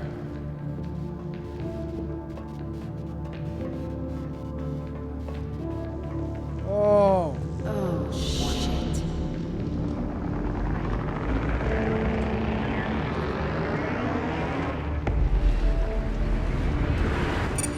Don't worry, you're safe in there. As long as you don't get directly exposed to the shock wave, you should be fine. Good to know. You should be able to see me. I'm in the tall building to your right. Hey, there he is. See me in the window there, Rose? Aubrey. Hey, yeah, I see you. Anyway, you see that building on fire in the distance? That's where you'll find the emergency deactivation switch. Wait, all the way over there? At the other end? Yep. You want me to sprint there while electromag something or other regularly fries the entire place? Yep. I've been thinking about this part. If it's alright with you, I'll open the door on the left and just hide in the corner for a while, okay? Of course. I wouldn't want you screaming in my ear anyway.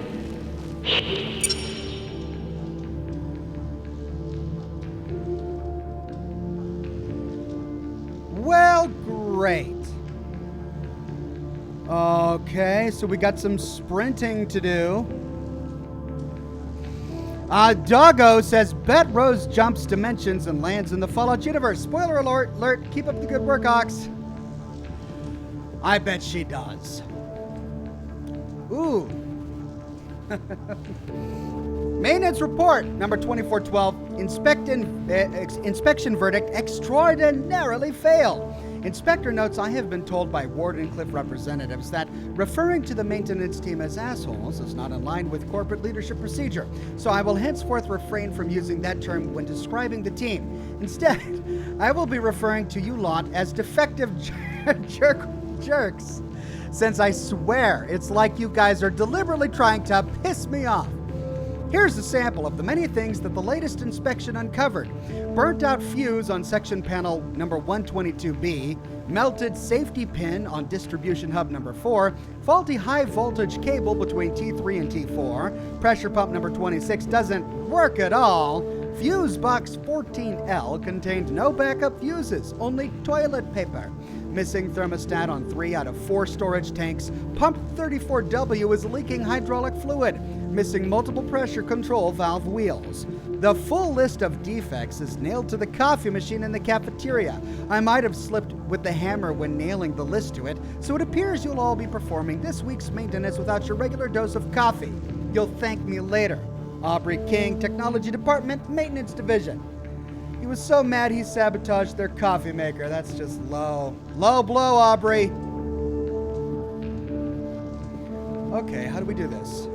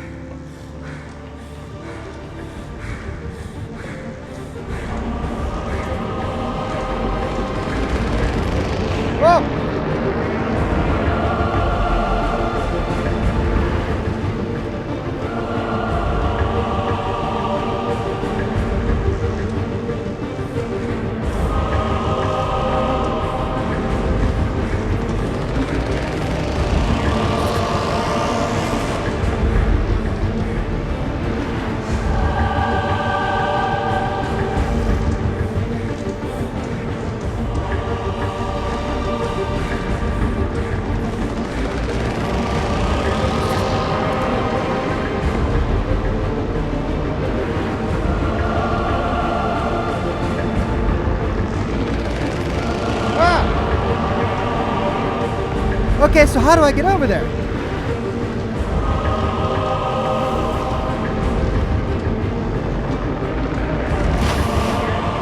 Oh, great, I fell into water.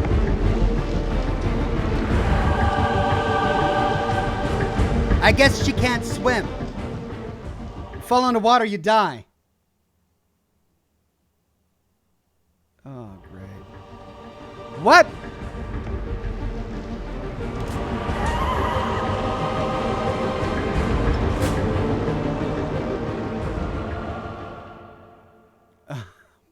It spawned me back in a weird spot.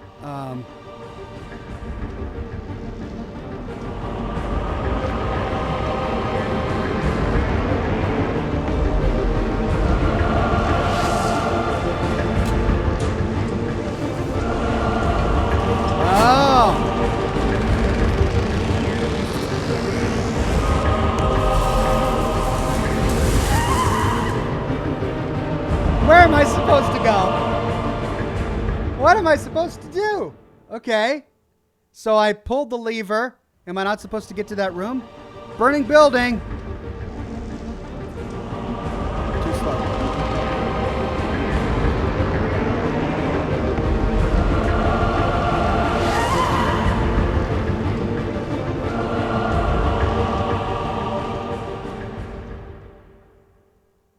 Right. Burning building. Jump! Jump! Jump! Jump! Jump! Hide behind the vat.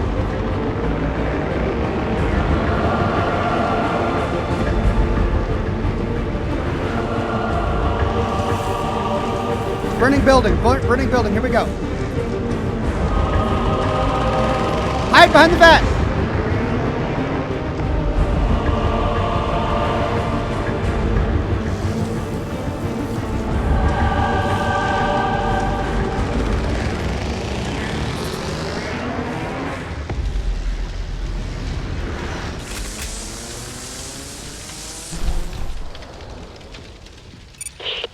Is it over? How should I know? I pulled the damn thing. Did it work? Just a moment. I think you did it, Rose. Oh, good. God. I can't believe it! You did it! Woohoo! I'm going to live! Hey. So, Aubrey, how about we finally get off this godforsaken thing? Not a day too soon. Okay. Take the metal walkways on your left. They should lead you up here to the control center. I know I've said thank you already, but it will be nice to finally be able to do it in person. On my way, Aubrey. See you in a bit. Oh, so they spawned me. I see. I needed to come under there to get over here and go down. Instead, when I died, it spawned me over here, up this platform. But this is where I need to go to get to Aubrey. That's awkward. They made that more confusing than it needed to be, I think.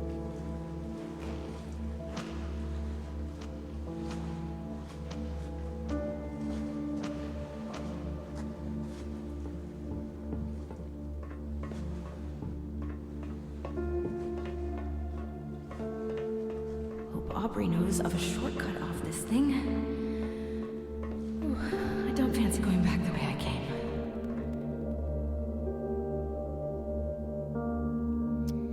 Ooh. Does that mean Aubrey locked himself in there and allowed the other maintenance guys to die?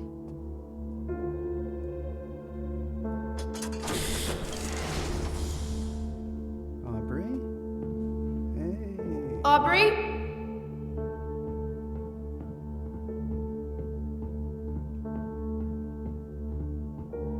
Where are you, Aubrey? Let's go! Maintenance Report Division memo. It would be funny if it wasn't so doggone depressive. Since my transfer from the weather department 8 months ago, I've yet to perform a maintenance check that didn't reveal a severe system malfunction. All I hear are safety concerns this and didn't reveal a severe safety concerns that. If you lot could succeed at keeping the engine hall running for a week without some new disaster, we actually might be able to get the budget to take care of your workplace safety paranoia. For those who care, the funeral at sea for your colleague Michael Jensen will be held at 2 p.m. Wednesday. That is all, Aubrey King. This guy's all heart. Aubrey?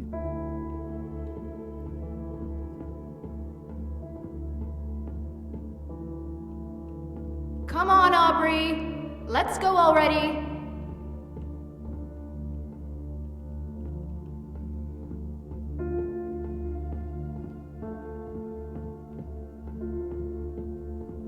Why is he quiet? He should not be quiet. He's been talking to us this entire time. He's talking to a dead guy named Benny, for crying out loud. Why is he quiet? There's Benny. Aubrey?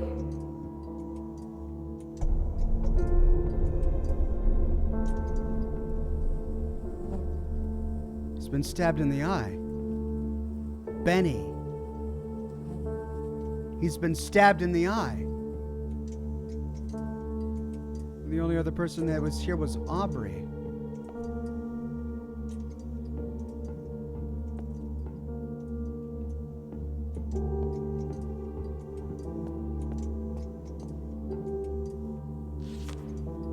She's here. A blueprint map of the surgery room where Ada was trapped. Hello, Rosie. Doggone it. Doggone it! I wanted to like him too.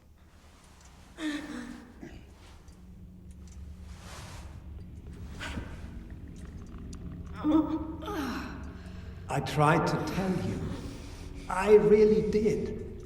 I'm a liar, Rose. I've heard everything, every word, since you came aboard. From your first conversation with Ada to the last words she ever spoke. I even listened in on your conversation with Aubrey. Nicola. What? It wasn't Tesla's lockdown that was jamming your sister's broadcasts. That was another lie. It was me! Why? Because she took everything from me! Everything! I had his attention! I had his respect! God. But she took it all. I used to be someone aboard this ship. But now the time has come to take back. Aubrey. Starting with these.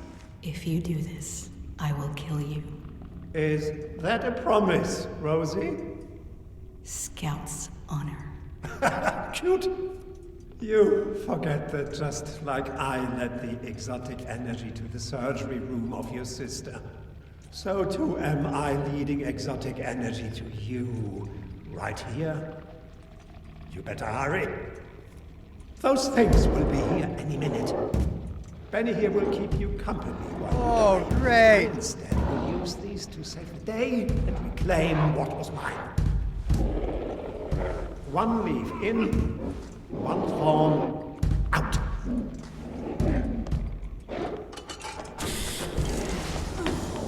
Okay,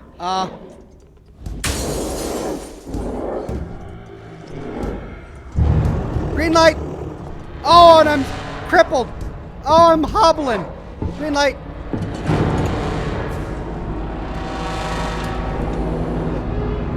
Oh, I just closed it. I just closed it.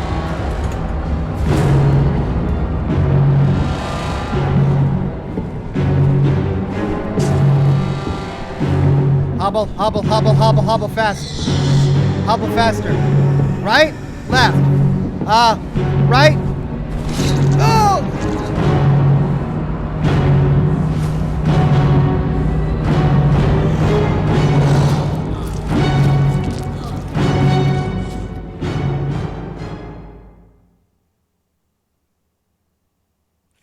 Hobble. Hobble faster. We gotta hobble faster. So...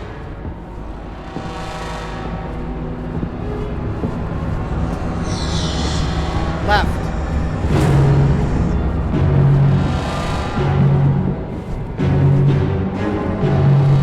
Up.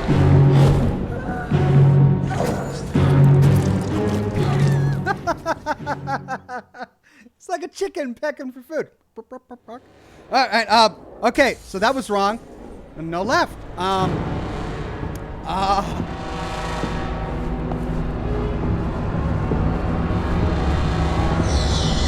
Right?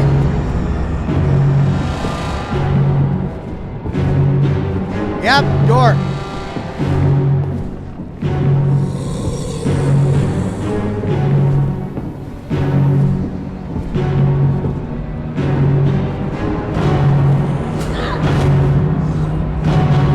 It's the only way.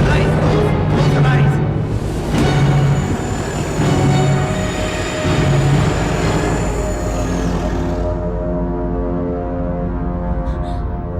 Tesla? Is that Nikola Tesla? It's going to be okay. They're gone.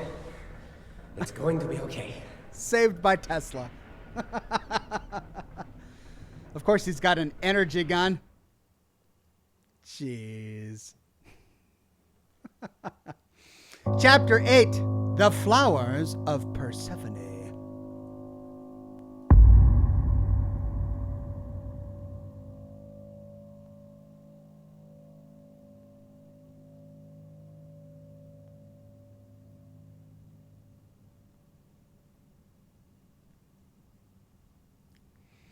Red Panda says Tesla's the good guy. Who'd have thought? Ada once warned me about the stubbornness of her sister.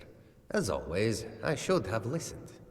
I did not foresee you being able to journey halfway across the Helios, even despite my own efforts to prevent it. And because of that failure, my failure, Ada is lost to us. Aubrey opened doors that has allowed the contamination to spread.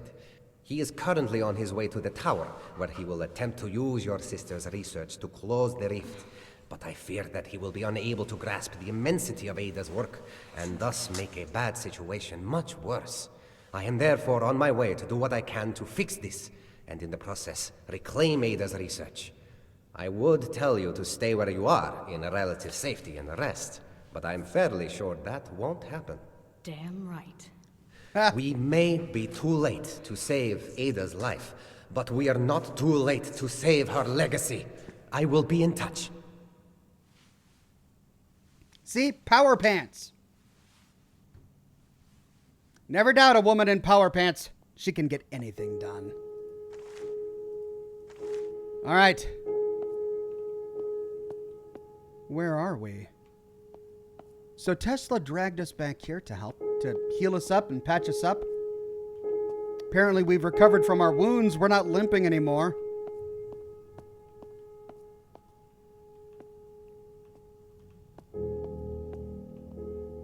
That's a lot of blood, says Rafe. Yeah.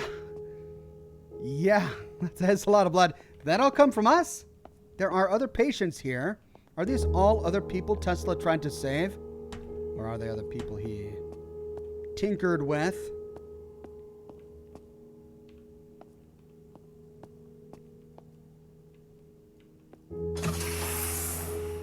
I promised Ada I'd get her research, and I did. I promised Aubrey I'd get him out, and I did. Now what has all that work given me? A broken rib and a concussion. At least I promised Aubrey I'd kill him. So let's see how that goes. That's right, Rose. Let's kill him. So, we've got another operating stage here. Ooh. Another one of those symbols. I really hope they explained that.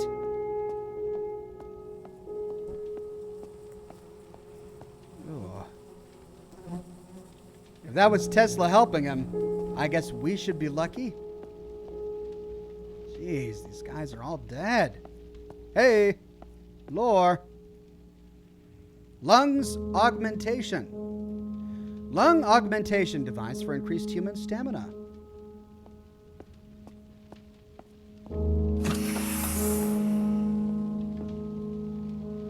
Surgery C. It's locked. Dead end.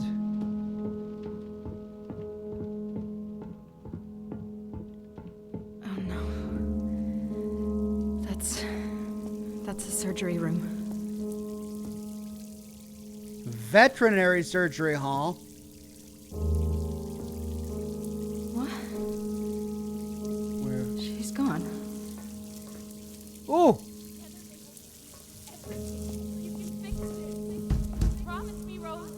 Promise me.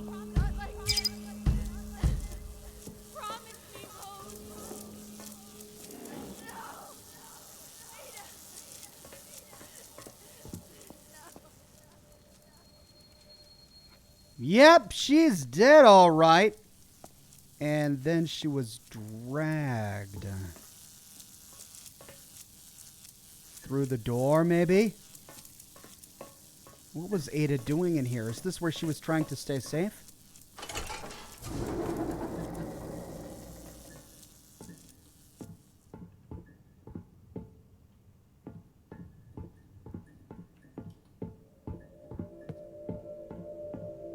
Wait. Is that me?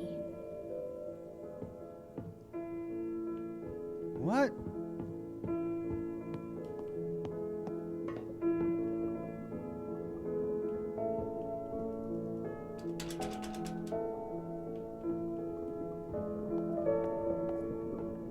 The music just got more upbeat. So what's that supposed to mean? That is me. Carrying Ada, but how can that be?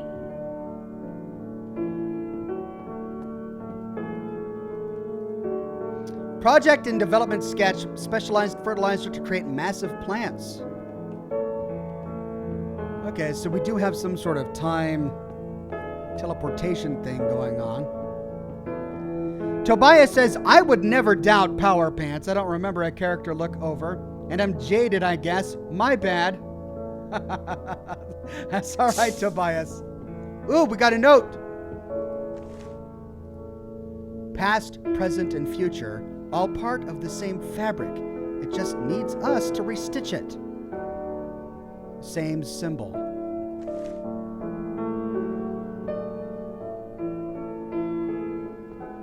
See, then we put the note back there when we're done. How can I have been here in the past?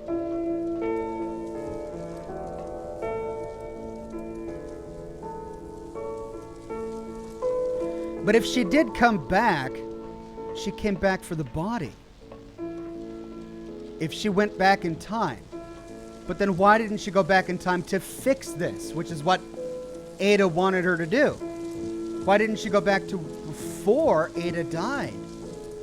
Why did she go back to after Ada died so that she could what? Carry her body away? I didn't board the Helios knowing what would happen, only that pursuing my research could change the world. And we did! Just not in the way I'd imagined. Not yet, anyway. Not yet. Okay, so how is Ada and Rose, how are Ada and Rose going to change the world? Where are we? 32, main garden.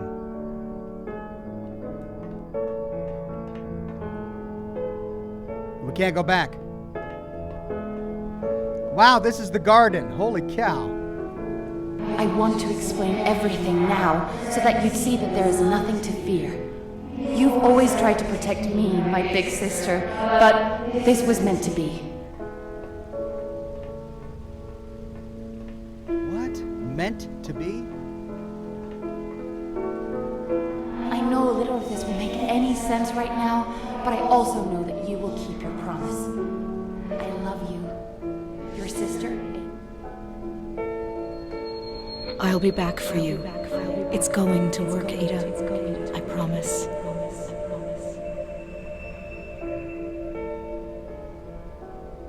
Okay, so future. You're right, Ada. None of this makes any sense right now. What were those flashes? Past? Present? Or future? And when did I carry you here? There's so many questions. Yeah, that's about where I'm at. Still, I will keep my promise. I will get your research back. Hopefully, they hold the answers.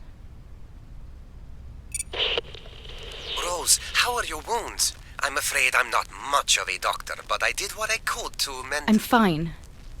If this is some weak attempt at keeping me from reclaiming Ada's research, then think again. On the contrary, I'm counting on your assistance. In fact, so is Ada. What do you mean Ada is counting on me? Ada is gone. Ada is dead, but she isn't gone. Her research into multiple time dimensions and exposure to the rift has changed things. Irreversibly so. She has triggered an event cascade that even I am trying to fully comprehend. But her research holds the keys to everything. So she said. Just help me get those notebooks back. That I shall. We will coordinate on how to best deal with Aubrey once you reach the tower. Tesla out. Tesla out. It's so funny. Okay. So one of the interesting things I noticed in one of those flashbacks was a very burned man with a dagger attacking Rose. And that hasn't happened yet.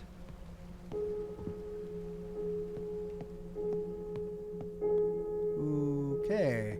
Couple of floors here. Lots of vegetation. See if we can find some notes or anything that can explain what just happened here. Ada's dead, but not really. What does that mean for everyone else? There are like hundreds of bodies on this ship.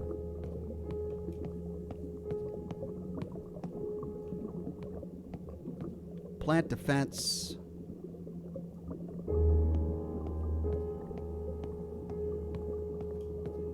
And what's this over here? And we can't interact with it. All right. Ooh, that's a body in the vat.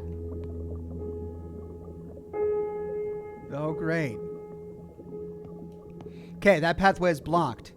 I'm thinking most of this bottom floor is going to be blocked. So let's head upstairs.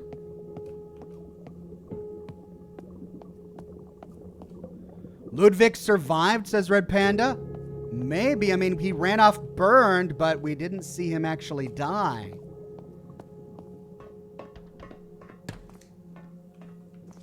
Okay, path over there. Ah. Hello. Brainwaves improvements. Project to create resonance with brain synapses to promote clearer thinking. Okay, so this leads to...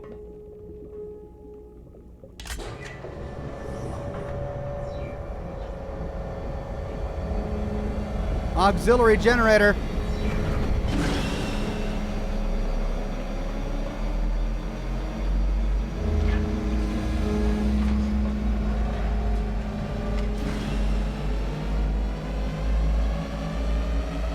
Do not override. The generator is rigged to keep... So the generator only stays on for a limited amount of time. Fine. I'll be faster. Okay, so I have to go over there first and then back.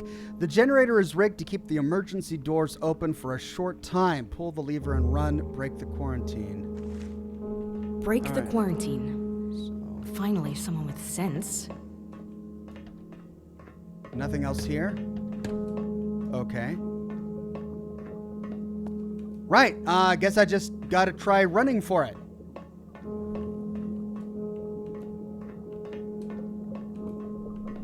Oh. Nope, I thought I saw a symbol, but it's not. Okay, let's try. Did we read this? Yeah, we did. Faster.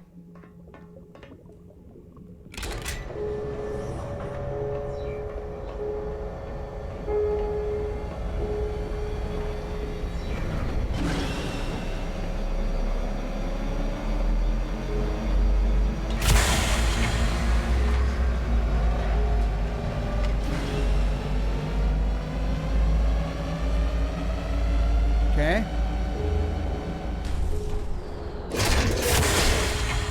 Oh, now we can't get back. Oh, great. Hopefully we're going the right way. All right, any notes for us from the future?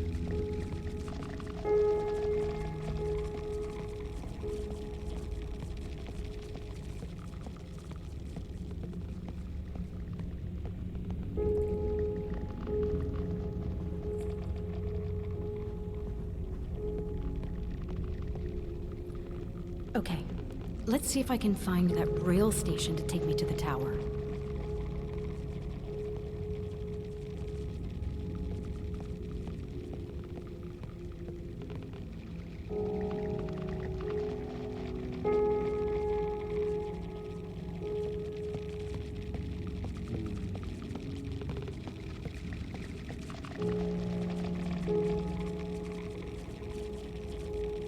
Bos Taurus augmentation. Augmentation to increase milk production in cattle. They were tinkering with everything here, weren't they? Okay, problem. Where there is this sparkly blue shimmery stuff, there are big nasty guys. Hello. Where are you guys going? Break room, poker hall. Down. Down. Okay. So I need to go down. But there's another generator over there. Okay.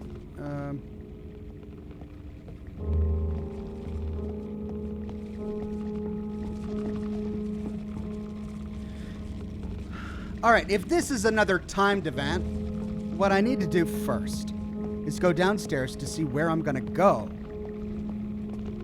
before I trigger it.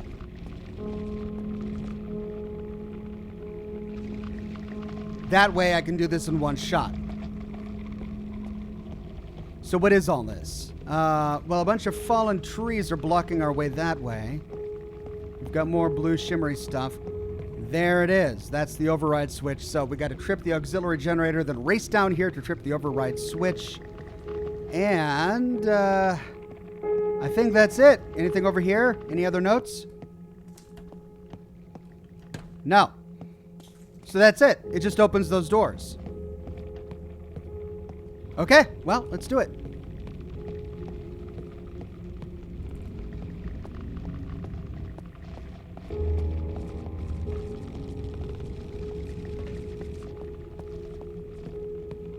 Okay, here we go.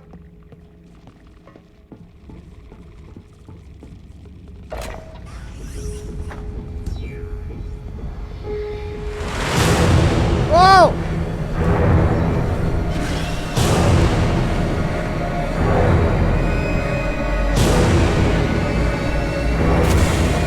No! It's like a chicken pecking for birdseed. Okay. That didn't work. Well, I don't know how I could have been faster.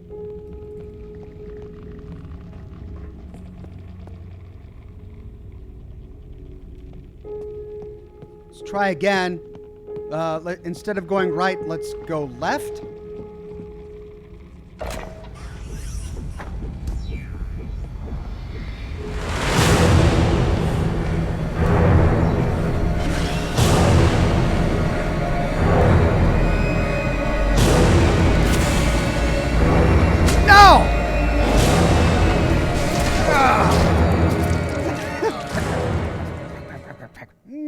That's some good corn.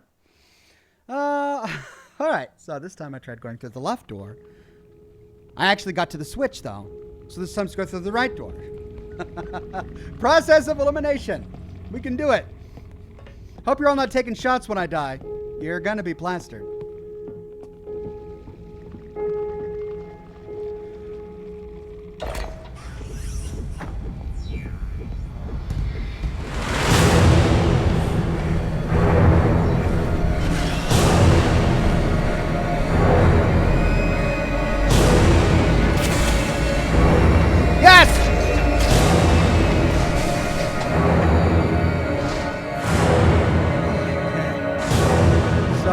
Left and right.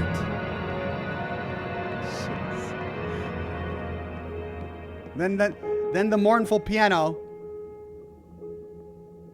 Somewhat treacherous situation, but not quite. Not like the thumping music we just finished. Okay, so that's where I came. That is where I can go. That is just a bunch of machinery. And no notes. No notes scattered around here.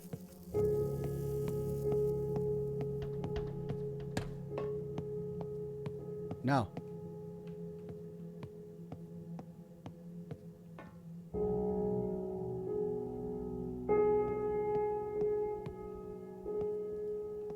All red. Ooh.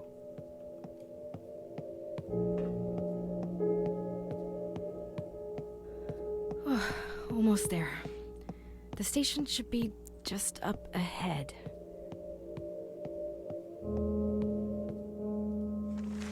Continue onwards. We've rewired the rail system. Break the quarantine. Well, all these people are really kind by helping out, but none of them survived that we know of. All these bodies littering the ground. And all these doors locked. No notes that I can see.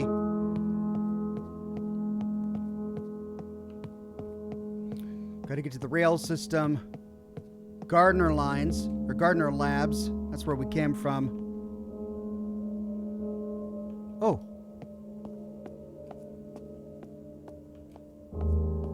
Doesn't matter which way we go. Looks like they were all heading over here. Ah. So Looks they like a wait. few made it out. Good on you, people from the past. Good.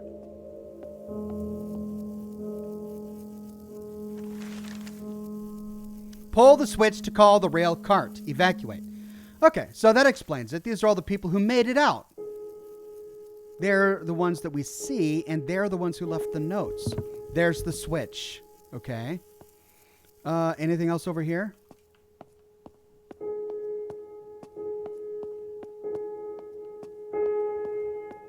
Ooh. Let's see where we're at. Just, we look at every single one of these. Let's make sure we get this one. 31, Garden Rail Station. Anything on the benches? No. Okay. Let's pull the switch. Ooh.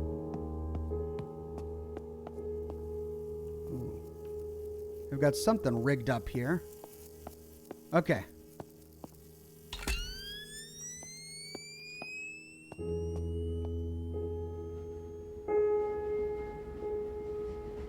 Ah! Aha! We're free!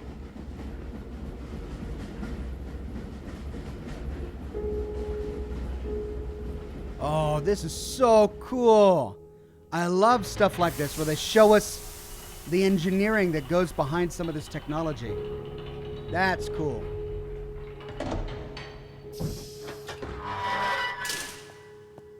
Right. Oh, boy.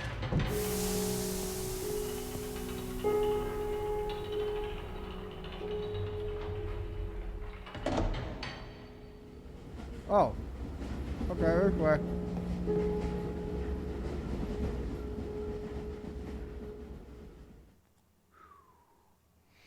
There's got to be a corpse on it, says fear is what I am. Yeah, half expected there to be. Well, you know what? This is a good place to end because it's the beginning of the next chapter. Chapter 9, The Path of Ares, and we only have 10 minutes left in the broadcast.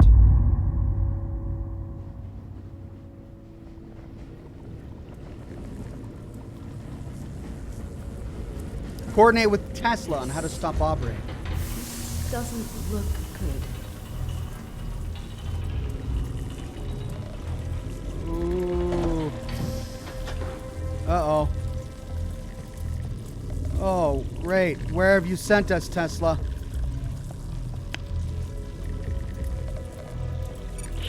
Rose, have you arrived? Yeah. I'm heading towards the tower now. What the hell is happening? Aubrey is channeling power from all over the Helios in a hopeless attempt to close the rift. He's just making it worse. Exotic energy is leaking everywhere. We need to get up there before it's too late. Go through the base entrance towards the tower. Continue up until you find a large equipment elevator. Use it to the top of the tower and stop Aubrey. As good a plan as any, I guess. Then what? Then you keep Aubrey in check while I use your sister's research to close the rift properly. But we don't have much time. Please hurry. Right. Well, all right.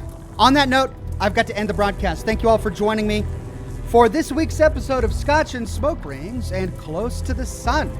Be sure to tune in tomorrow morning for The Witcher 3. We'll be playing The Witcher 3 bright and early, 10 o'clock a.m. Pacific time.